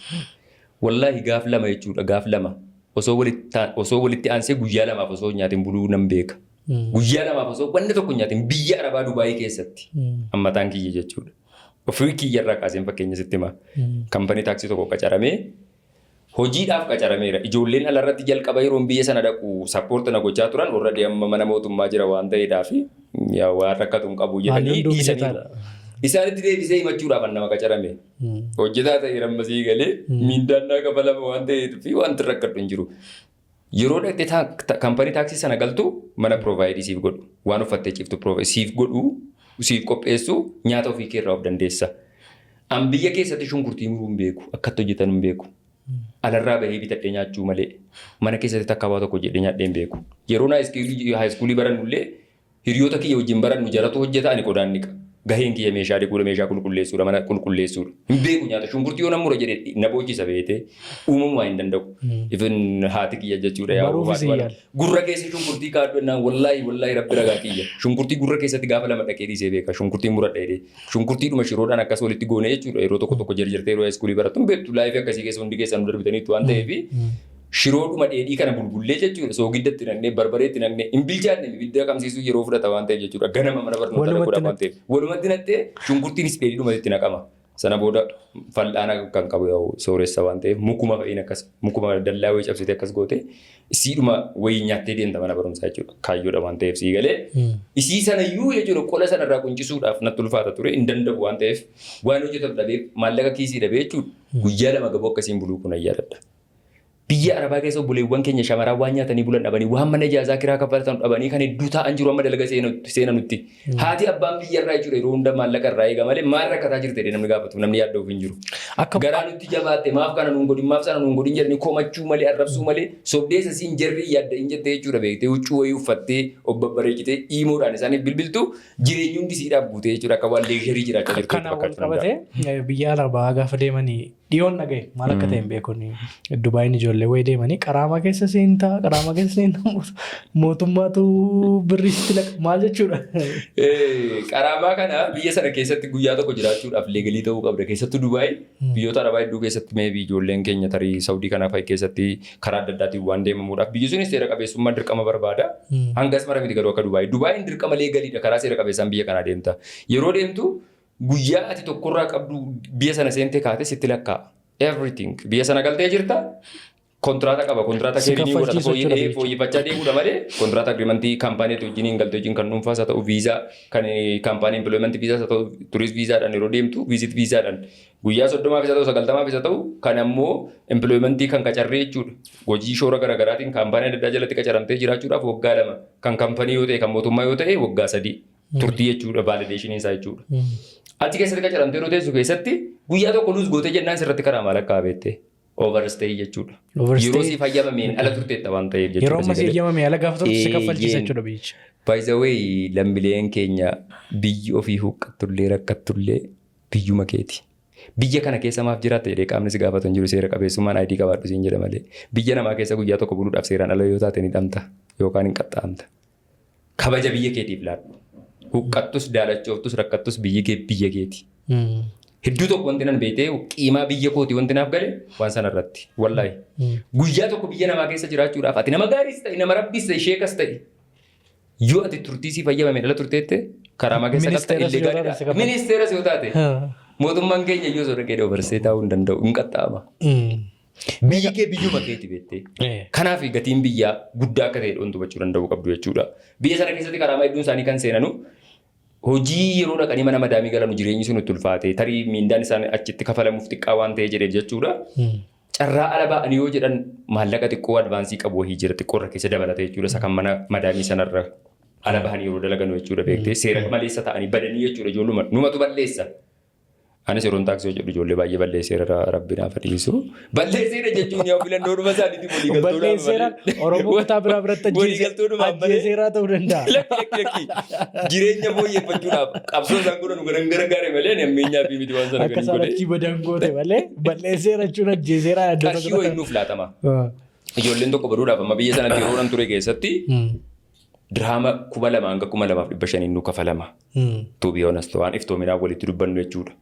Maallaqa sanuuti nuti ji'a taaksii irra teessoo hudduu keenya gubannee olii gadi fiinneen argannu beekte maallaqichi guddaadha waan ta'eef jaraafis immoo rakkoo keessaa ba'aa jiru akka nama qilintoo ba'aa jiruuti beekte hin gammadu isaanis. 50-50dha. 50-50 dhootichi beektee sarba akka cirrii fakkeenyaaf sa'a tokko irraa silmii yoo nyaatte simbiri tokko cirrii jedhamti naannoon daldee simbira tokko jechuudha. Cirriin suni yeroo nyaattu keessatti sa'a sanaaf jettee nyaattaan jirtu ofii fayyadamuuf jetteeti. Silmiin sun sa'a sanarraa jettuun sa'a sanaaf immoo faayidaadha. Nam qaama si nyaatu qaama lamanuu fayyadeera. Madaamii keessatti rakkoo siin irra seenaartu sanarraa furmaata ergataatti waan ta'eef waan sana goona nuti seeju. Dhokannee sanuu bari yeroo goonu aarsaa guddaa kafalleeti yoo qabamne biyya sanarra ari'amne diippoorti godhamuu dandeenya gara Itoophiyaatti jechuudha. Chaalenjii baay'ee fees gooteeti jechuudha. Nutis achiisaa kan isaan balleessinu. Sana booda isaan carraa hojii adda addaa deemanii hojjetu jechuudha. Sana booda achiifis dalaga yeroo dhaban overstay wanni jedhamu sun mana madaamii guyyaa ba'an irraa kaasanii madaamiin kaansilii gooti. Qaamni si qacare sun kaansilii godha. Sana booda isiin seera maleessummaadhaan biyya sana keessa jirti. Yoo qabamte ni hidhamti. Dhokatteeti kan isiin mana madaamii adda addaa deemtee kan hojjettu jechuudha hojii. Sana keessatti hedduu tokko rakkoo keessa seenu. Gariin ammoo jechuudha kaampaaniin tokko waggaa lamaaf si wajjin diilii godhee kaansilii godha. Kaansilii yeroo godhu yeroo ji'a tokko kennaaf yeroo akkasiin carraa hojii barbaaddatee qacaramtu. Yeroo sanatti hojiin argattu yoo ta'e jedhe kallattiidhaan jechuudha overstay keessa galti. Viizaa ofirraa jijjiiruudhaaf maallaqa guddaadha. Hojii dhaabaati miindaan qabdu. Lamuu seera maleessa taate dhokachuu jalqabdi gaafa qabamte gara biyyaatti diippoorti godhamuudha. Hedduun isaanii jechuudha beektee. Kaffalaniiti kan isaan diippoorti ta'an iyyuu. Biyya sanaa galuudhaaf dhugaa dubbachuuf Dubaayiidhaaf galuudhaaf jechuudha. Erga qabamtee mana dhaagaltee booda tarii gara Saawudii kana waan akkasiitti jiraachuu danda'a malee akka dubbachuuf yoo ta'e erga hidhamtee booda tiraanspoorteeshinii ofiitiin si galchu. Maallaqni itti kafaltu hin jiru. Garuu yeroo si qaban sanatti karameellaa tokko kan lubbuu qombiftutu ala sana jirti isiin fudhadha hoo jette hin dandeessu. kallattiidha waan tokko osoo meeshaa kana keenya jedhin ija gurra seedanii gara biyya keetti si galchu. Manadhaa keessatti mucaa tokko yeroo tokko intarviyuu tokko irratti dhageessaniitti yoo ta'e jireenya Itoophiyaa irra hidhaa Dubaayii wayyeettennaan hedduu tokko qeeqamaa turte. Argiteen beektota. Obboleewwan wanti isiniin jechuu barbaadu irraan isinii deebi'a. Hin wayya. Isinitti haa tolu. Maaliif hin jedhe isinitti fakkaatee jedhe. Jireenya leegjarii humni keenya danda'u kan kanaa oliin argine waan ta'eef innumti argine sun nuuf guddaadha waan ta'eef Itoophiyaa keessatti jireenya guddaa sanaa oliin argine waan ta'eef jechuudha. Manadhaa sana keessatti dhugaa dubbachuuf Indaaqqoo nyaatte. Har'a yoo fuun nyaatte jettee boruu jechuudha qurxummii sii jijjiiru. Wallaahi dhugaa rabbii. Ana Abuudaabiitiin hidhame hedduun keessan hin beektu obboleewwan keenya Dubaayii jirtan kuni. Dubaayii mattuu jechuudha guyyaa muraasan carraa akkasii argadhe jechuun qurxummii fi fooniin kaan hangas mara qaalii ta'e waan akkasii. Ati ayyaana irreechaatu kabajanii hidhamte. Sagantaa sana piliis osoo na yaadachiisu baate gaariidha. Dhiifama wajjiniin because meemoorii baay'een keessaa qaba waan ta'eef osoon dubbachuu baadhee gaariidha. Maaliif yeroo jalqabaatiif biyya sana keessatti irreechi seera qabeessaan ta'ee kabajamee hin beeku. Anaa fi hiriyoota kiyya jechuudha ijoollee baay'ee achi keessa jiru tarii hayyama isaanii malee maqaa isaanii irratti meeshaan gochuun seera qabeessa natti hin fakkaatu. Akka seera qabeessa ta'uuf biyya sana keessatti irreecha amma ture yeroo irreecha jedhamu bakka adda addaatti deemiti Oromoon kun nama 3 nama 4 ta'ee kan irreecha kabajate suuruma maxxansu malee mukuma wayii jalatti ijoollumti mana madaamii teesse waan akkasii malee.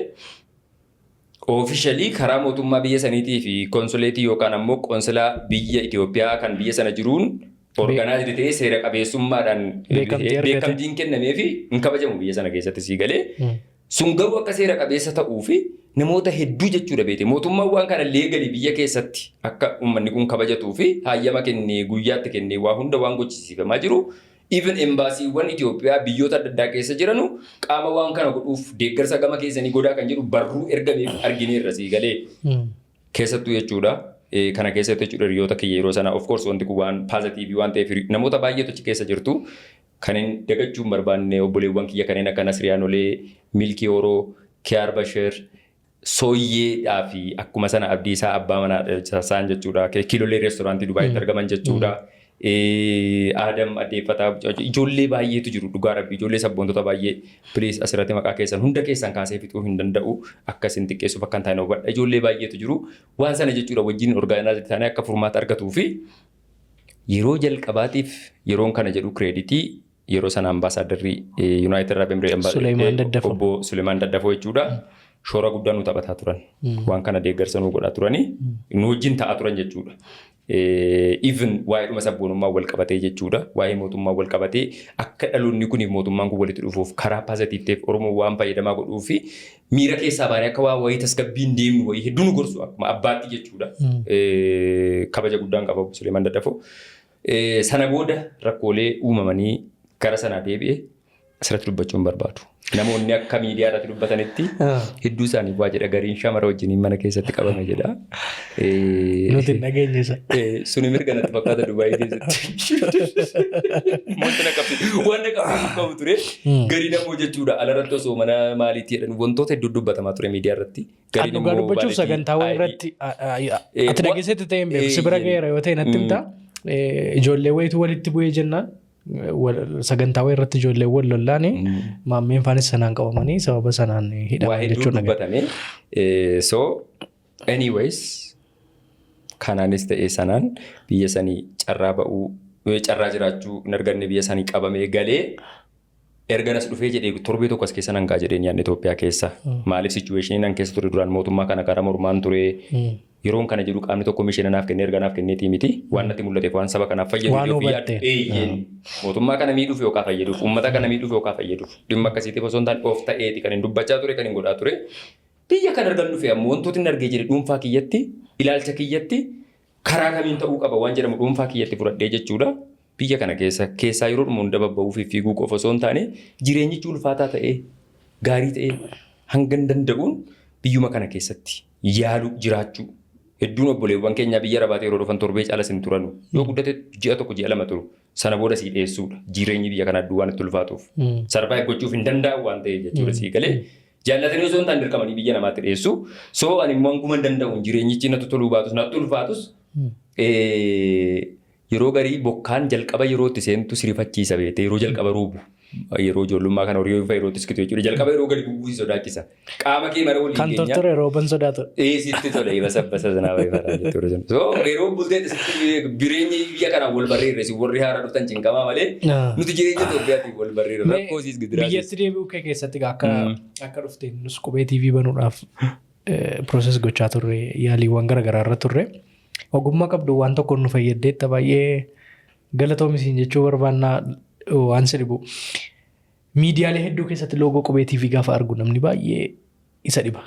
Loogoon kanaan dura barame geengoodha yookaan waanuma ta'e fakkaata bifuma tokko qaba. Sarkilii yookaan reektaangilii wayii keessa taa'ee waan keessa taa'e. Loogoo qubee TV baay'ee bareechitee hojjette gara ogummaa giraafiksii keessatti sin dhufnaa baay'ee galatoomisiin jenna namoonni baay'ee jechuu ergaan ni kennus ergaan ni qabu.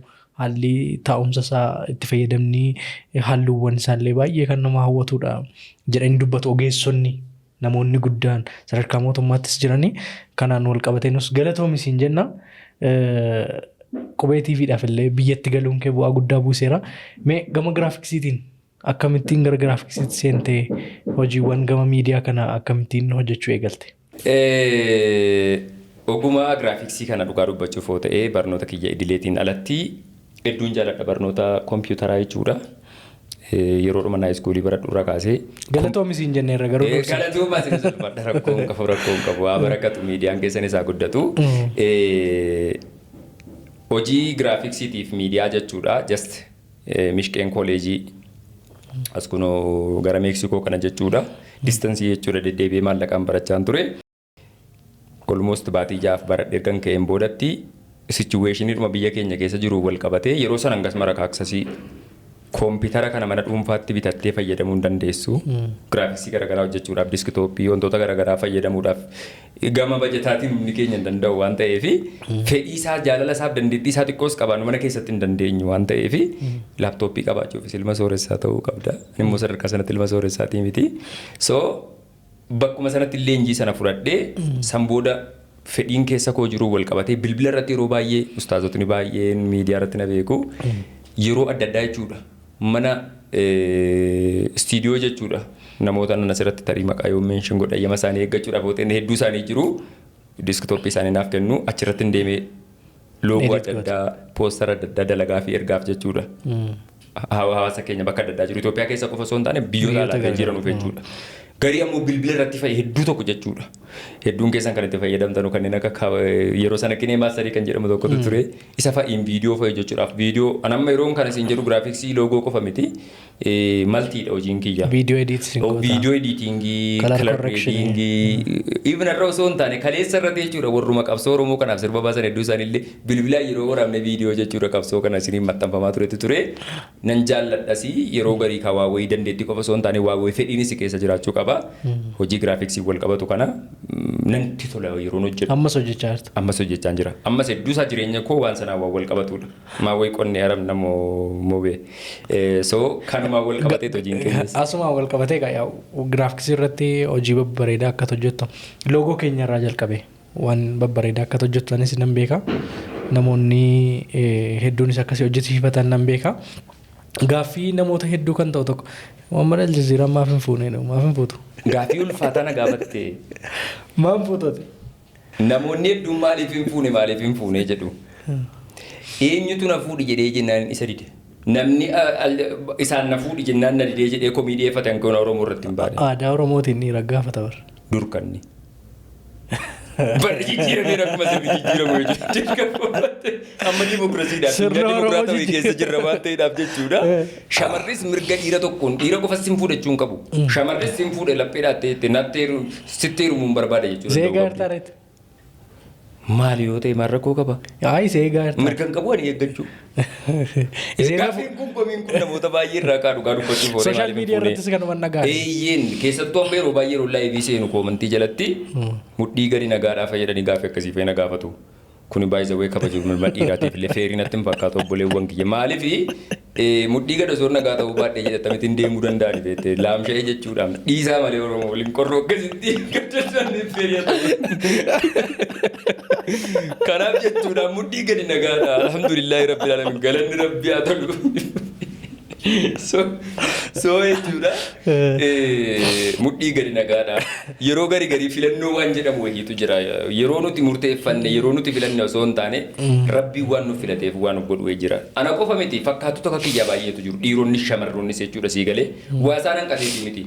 Namni tarii fuudha yookaan heeruma kan dhiisu yookaan qabeenya dhabuu yookaan mana dhabuu yookaan konkolaataa dhabuu yookaan bifa dhabuu sii galaa jedhamu yookaan amala dhabuu akkasitti fakkaata. No way. Namni gita ofii hin dhabu warri soddaa yeroo dubbatan sawu gixaamu na yaaxaam jetti beekte. Inni kamuu hattuun illee hattuu akka isaan dhabu baay'isee wallahi namni kamuu fakkaattii isaan dhabu. Murtee firee wanni jedhamu murteessaadha. Waa tokkotti amanuu qabna. Afaan Arabiffaan qadaawoo qadarii amantaa keenyaan murtee rabbii wayiitti amanuu waan jedhamu wayii dirqama islaamummaa keessaa seera tokko miti.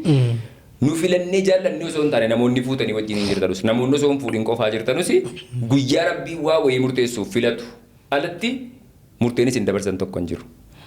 Har'a miti kan hin kaayyeffachuu jalqabe fuuchuudhaaf dhugaa rabbii dubbachuuf. Umrii kiyya almost 20 akkan darbee jedheen pilaaniin godha baay'ee. Beeksisa baasnu? Beeksisa fuudhaaf heerumaa moo? Sanaaf immoo miidiyaan kiyya dunagaa galatoomeeti gargaarsa naaf godheeti. Ammuma sumaan dabarsinaan. Akkam ta'etti fakkaate jedhe. Shamarran jechuudha dhugaa dubbachuuf yoo ta'e shamarri Oromoo irra darbee saba kaaniifuu gahoodha. Yeroon kana jedhu isaan xiqqeessuudhaaf akka hin taane na hubatu. Shamara namuusa namummaa amala oguma waa hunda qabdu perfeektii kan taate kuttee jirti kutaalee Oromiyaa kamuu keessa jechuudha sii galee. Akka nama sila siin jedhu hiree carraa waan jedhamu wahii yeroo rabbii wal faana si kaa'u wahii jiraachuu danda'a waan ta'eef yeroo sana eeggachuudha malee alhamdulillaahi ilma dhiiraa guutuu ta'edha. Akka kootti jechuudha ofiif namni naa caalu hin jiru guutuudhaan wanti naan qate tokko iyyuu hin jiru sii galee murteedhaaf yeroo ammoo kan murteessu hangama kooti yaadeera. Ilmi namaa yaada kan galma ga'u rabbiidha sii galee aannan karoorfadha malee waa wayii decision make gochuu hin danda'u ararte jechuudha sii galee so guyyaadhuma rabbiin ta'u ta'a wanti kamuu kan jedhamuudhaaf hin jiraachaa jira yeroon kana jedhu maali shamara bareedduu dhabdeeti moo shamara sii taatu dhabdeeti moo ilaalcha akkasii gaafiin akkasii ka'uu danda'a namootatti. Gadi ba'ee waan jedhe beekatu namarree fuuldura deema bakkee keessa sii galee. Garuu gaaffiin kun gaafan si ilaalu dargaggeessa gaaffiin kun maaf ka'a garuu? Umurii deeme moo akkam? Miidiyaa irratti erga arganii tureera beektee garaachi kuufan dhoqqee jedhetti Oromoon. Tarii isaan irra bubbulee jennaan namichi kun fagaateera jedhaniiti. Rifeensi kunis xiqqoo waan haphatee jedhee beektee biyya gammoojjii Arabaa kana keessa yeroo jiraattu ashaboo tokko rifeensa namarraa bita. Rifeensi namarraa deemuun umuriin fagaachuu miti namoonni keenya baay'een anas mugees dabalatee jechuudha. Namoonni rifeensi isaanii irra keessi haphatee jedhee umuriin dulloomuu umuriin fagaachuu sinitti hin fakkaatin. Harkaan kenninati. Umuriin fagaachuu sinitti hin fakkaatin. Yeroo garii kabaja jechuudha beektee uumaaf qabanu jechuudha beektee kuni beektee sodaa waan jedhamu of guddisuu dhiisuudhaaf jechuudha. Rifeensa kee kana gaggabaafattee deemuusa jedhamuudhaaf wama akkasiitiif malee ammeenyaaf miti. Namni rifeensa irraa haphate hundi dulloomaadha jechuudha. Meeqa umuriin kee? Meeqa umuriin kee? Itoophiyaa keessa akka jiru hundagattee gaafatamu hundi akkasii nama hiisisa. Umuriin kiyya meeqa sitti fakkaata tilmaami mee? Angaaffiimti kun waan baay'ateef social media keerra gaafate laayivii galtus maaf hin fuutu siin jedhu namni laayivii dhufee seenu maaf hin fuutan. Itoophiyaa keessatti wantoota hedduu hanga hunaa furmaatan arganne keessa rakkoon alarra dhaabbatanii fincaa'ullee mootummaan kun galatoomuuf furaa jira baay'isawee aadaa biyya keenyaaf fokkataa keessa jechuudha beektee hedduu waan na jibbisiisu keessa jechuudha waan diida dhaabbatee namni fincaa'u kana jechuudha rakkoon sun furamaa dhufaa jira. Hedduu tokko Itoophiyaanonni waan fiiksi gochuu qaban keessaa inni tokko umurii ofii dhokfachuu kana. Umuriin kabaja baay'isawee rabbiin si jiraachisee sadarkaa sana ga'uun carraa sana osoo hin argatin meeqa hiriyoonni kee kan biyya jala jiran waan ati qaanfachiisu hin qabu. Gammadiitii an kana jedhiif toominaan himadhu. Hin qaanfatin keessattuu shamarran keenya fa'i. Afaan biyya kanaatiin afaan dhaloota kanaatiin chiikonni jechuudha. Dhoksinaa waan akka sana himadhaa. An umuriin kee alhamdulillahi rabbil alamiin bara 1985 akka Itoophiyaatti dhaladhe. 85 waggaa 33. Kalkuleetii irratti moo gobosiidha maashaallah. Daftee kalkuleetii goote. Moosiluma hangatidhaa jirtuufi waan kana jechuudhaatti qophooftee warri dhaga'inii dhagaa yeroo baay'een dubbadhan waan dhoksuun qabu waa'ee umrii kiyyaa alhamdulillah waggaa 33 goote. Dulloomaa daddafi malee deemeera. Yeroo murteessaa yeroo wayinii jetti miti amma warri soddaa kun beekte waan mi'aawu jechuudha. Umurii murteessaan dhiiraaf baay'isawee shamarran hin beeku baay'isawee dhiironni dabaree bubbulaniin adeemu shamarran jechuudha manaafis jireenyaafis. Sakan kan jedhe kan bubbulee gaarii dhachuu barbaanneeti. Gara goolabuutti deemaa jirra. Maammeen giraafiksiin hin beekama. Dhimma hawaasa Oromoo kana irratti hirmaachuun hin beekama. gama miidiyaatiinis waltajjiiwwan garaagaraa geggeessita. Gaazexeessummaa kanas inuma yayyaalta. Sagalee bareedaa qabdas. Yaaluu miti. Gaazexeessaa dhumaani. Mee beeksisi sagantaa kana? Hayyeen hawaasa keenya idil addunyaa keessatti nu daawwachaa jirtan kun sagantaa Mubee Show yeroo qubee poodkaastiidha. Hayyeen hawaasa keenya idil addunyaa bakka adda addaatti teessanii kan nu daawwachaa jirtan sagantaan irraa kan itti gaggeeffamaa jiru qubee poodkaast asuma Shaggar naannoo magaalaa Furiitti jechuudha kan argamudha. Poodkaastiin Mubee jechuudha. Dhiheenyatti haa eegalu malee gara fuulduraatti kaayyoo jajjabaa qabatee hawaasa kanaaf jechuudha. Gama aadaa, hawaasummaa, siyaasaa fi hawaasa kanaaf bu'aa qaba jedhee dhalootaaf bu'aa qaba jedhee wantoota yaadu namoota isin jaalattan kabajan hedduu isinii dhiyeessuuf humna jabaadhaan fuuldura keessan irratti argama. Kallattii adda addaatiin miidiyaa kana jechuudha akka namoota baay'ee bira qaqqabuu fi sheerii subscribe akkuma sana ammoo deeggarsa bilisa jechuudha osoo maallaqa isin hin baasifne akka gootan osumaan dhaamsa isiniif dabarsina galatoomaa. Waan ogummaa baay'ee qabda. Baay'ee namatti tola. Waltajjiiwwan biyya alaattis akkatti geggeessaa turte argaan ture biyya kana keessattis yeroo tokko lama argeera. Carraan arganne ta'uu danda'a yeroo tokko lama yerootti geggeessitu ililliitti argeen ture. Jabaadhu waan keessummaa keenya taatee dhufteef waan asitti argamteef galatoominsiin jedhaa gaaffiin koo xumuraa Finfinneetti erga deebitee haalli jiruuf jireenya kee maal fakkaata ergaa maal qabda hawaasa Oromoof? Hayyee hawaasa Oromootiif wanti dabarsu asumaan Mubee miidiyaa kana biraa miidiyaa kanaan alatti jechuudha miidiyaalee Oromoo kanneen biraa kanneen asirratti dalagaa turte hedduun beeka waan ta'eef dandeettii guddaa qabda. Muuxannoof kaayyoo guddaa akka qabdu jechuudha. Personally sin beeka waan ta'eedhaaf jechuudha. Dhugaa dubbachuudhaaf tarii obboleewwan keenya kanneen miidiyaa Oromoo kallattii adda addaa irraa hundeessitanii hooggantanii qabdanuu carraa intarviiyuutiif yookaan afgaaffii waliin gochuudhaaf kanneen na gaafatanii yeroon kana jedhu ani nurrayyuu beekumsa qabaadhee dandeettii qabaadhee yookaan waa biraa qabaadhee osoo hin taane hanguma eenyummaa kootiin na kabajanii na affeeruu keessaniif galatoomaa isiniin jechaa garuu hayyamamaa akka hin taane hedduun keessan quba qabdu miidiyaa tokko irratti hirmaachuuf fedhiin qabu ture dhugaa dubbachuuf kana dura maaliif biyya kana keessatti keessattuu because hanga danda'ameen ilaalchi namoonni jechuudha keessattuu biyya kana keessatti iftoomina waan jedhamu wahii xiqqoo hanqina qabna waan tusu yeroodhaa yerootti furamaa deema jedheen yaada namni tokko ilaalcha isaa jechuudha. Ifaaf bilisaa waa wayii ibsachuu jechuudha miidiyaa irratti yeroon kana jedhu seera cabsuu mirga namoota kaanii tuquu wantoota akkasii osoo hin taane yaaduma kee kana iftoominaan dubbachuudhaaf xiqqoo miidiyaa irratti rakkootu jira waan ta'eedhaaf miidiyaa irratti hirmaachuudhaaf fedhiin qabu hedduu isaa dheessaan ture kan kee ammoo piroofeeshinii kee irratti hundaa'e dandeettii kee irratti hundaa'e kana dura jechuudha namootati yaada isaanii fudhachaa turte jechuudha hedduu isaanii. Akkaataan ati tasgabbiin namoota keessummeessitullee baay'ee namatti tola. Asumaan ammas ilaalcha kee yaada kee itti fufinsiin jedha kana caalatti waa guddaa akka Oromoof gootu abdiin qaba. Hawaasa keenyaaf Finfinnee qofa osoo hin taane kutaalee Oromiyaa bakka adda addaa keessatti jechuudha yeroo ammaa keessatti rakkooleen adda addaa jiraachuu danda'u.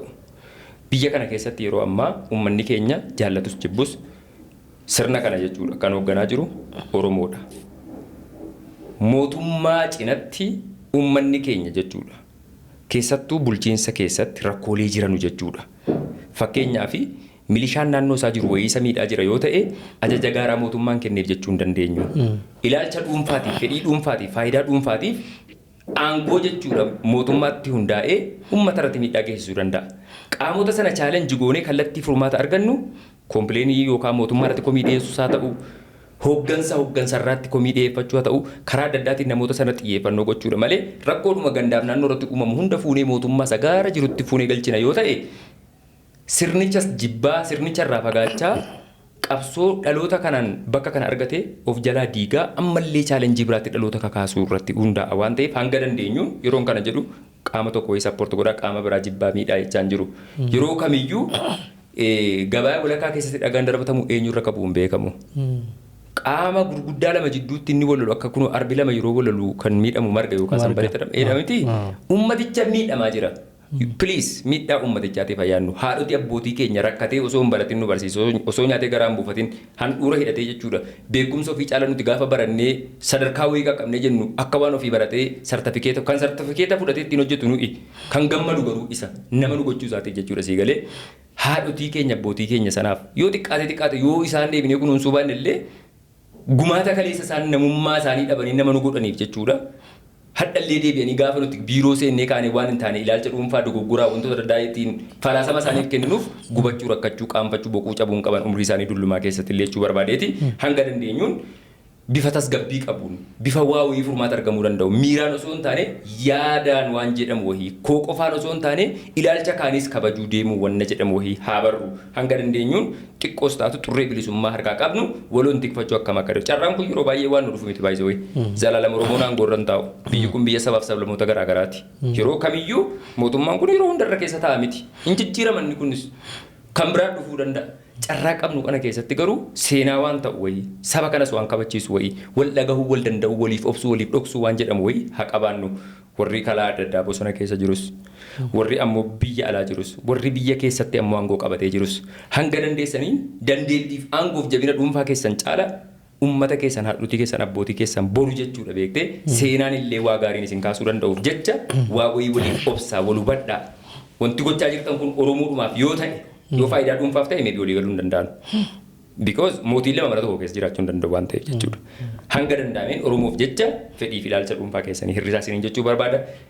Yoo dheeressinu of kolchaa ulfaadha galatoomaa jechuun barbaada. Galatooma ulfaadha. Egaan kabajamtoota hordoftoota Qubee TV Qubee Poodkaastii ilaalaa turtanii Qubee Poodkaastiidhaan keessummaa har'aa godhachuun ogeessa miidiyaa ogeessa giraafiksii akkasumas immoo sooshaal miidiyaa irratti namoota dargaggoota yeroo dhiyoo dhiibbaa uumuudhaan fuulduratti dhufan qabsoo keessatti hirmaachaa turan keessaa maammeen nama tokkodha. Isa waliin turtii taasisaa turre sagantaa kana qindeessuun kan isin faana ture Mubaarak Bashirii torbe qophii biraan hanga walitti deebinutti nagaatti.